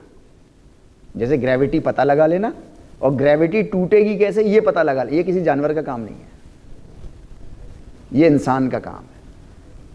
तो अकिलीज सर ने ये बातें कही हैं वर्ड 3 के लिए, ठीक है, बहुत अच्छी बात है, जैसा भी कहा उन्होंने, लेकिन मैंने उस पर नोट लगाया है, इसको आप लोग थोड़ा सा इंपॉर्टेंट उससे पढ़िएगा। और नीचे वाला नोट मेरा जो है ये बहुत इंपॉर्टेंट है। ये जानवरों के पास नहीं है, ये पावर जानवरों के पास नहीं है। Absolutely it rests with the man, right? ये इंटरेक्शन है, ये आप लोग देख लीजिएगा, इसको आप लोग समझ में आएंगे। फिर हमारी 1.3 शुरू होगी बाद में। Thank you very much. So kind of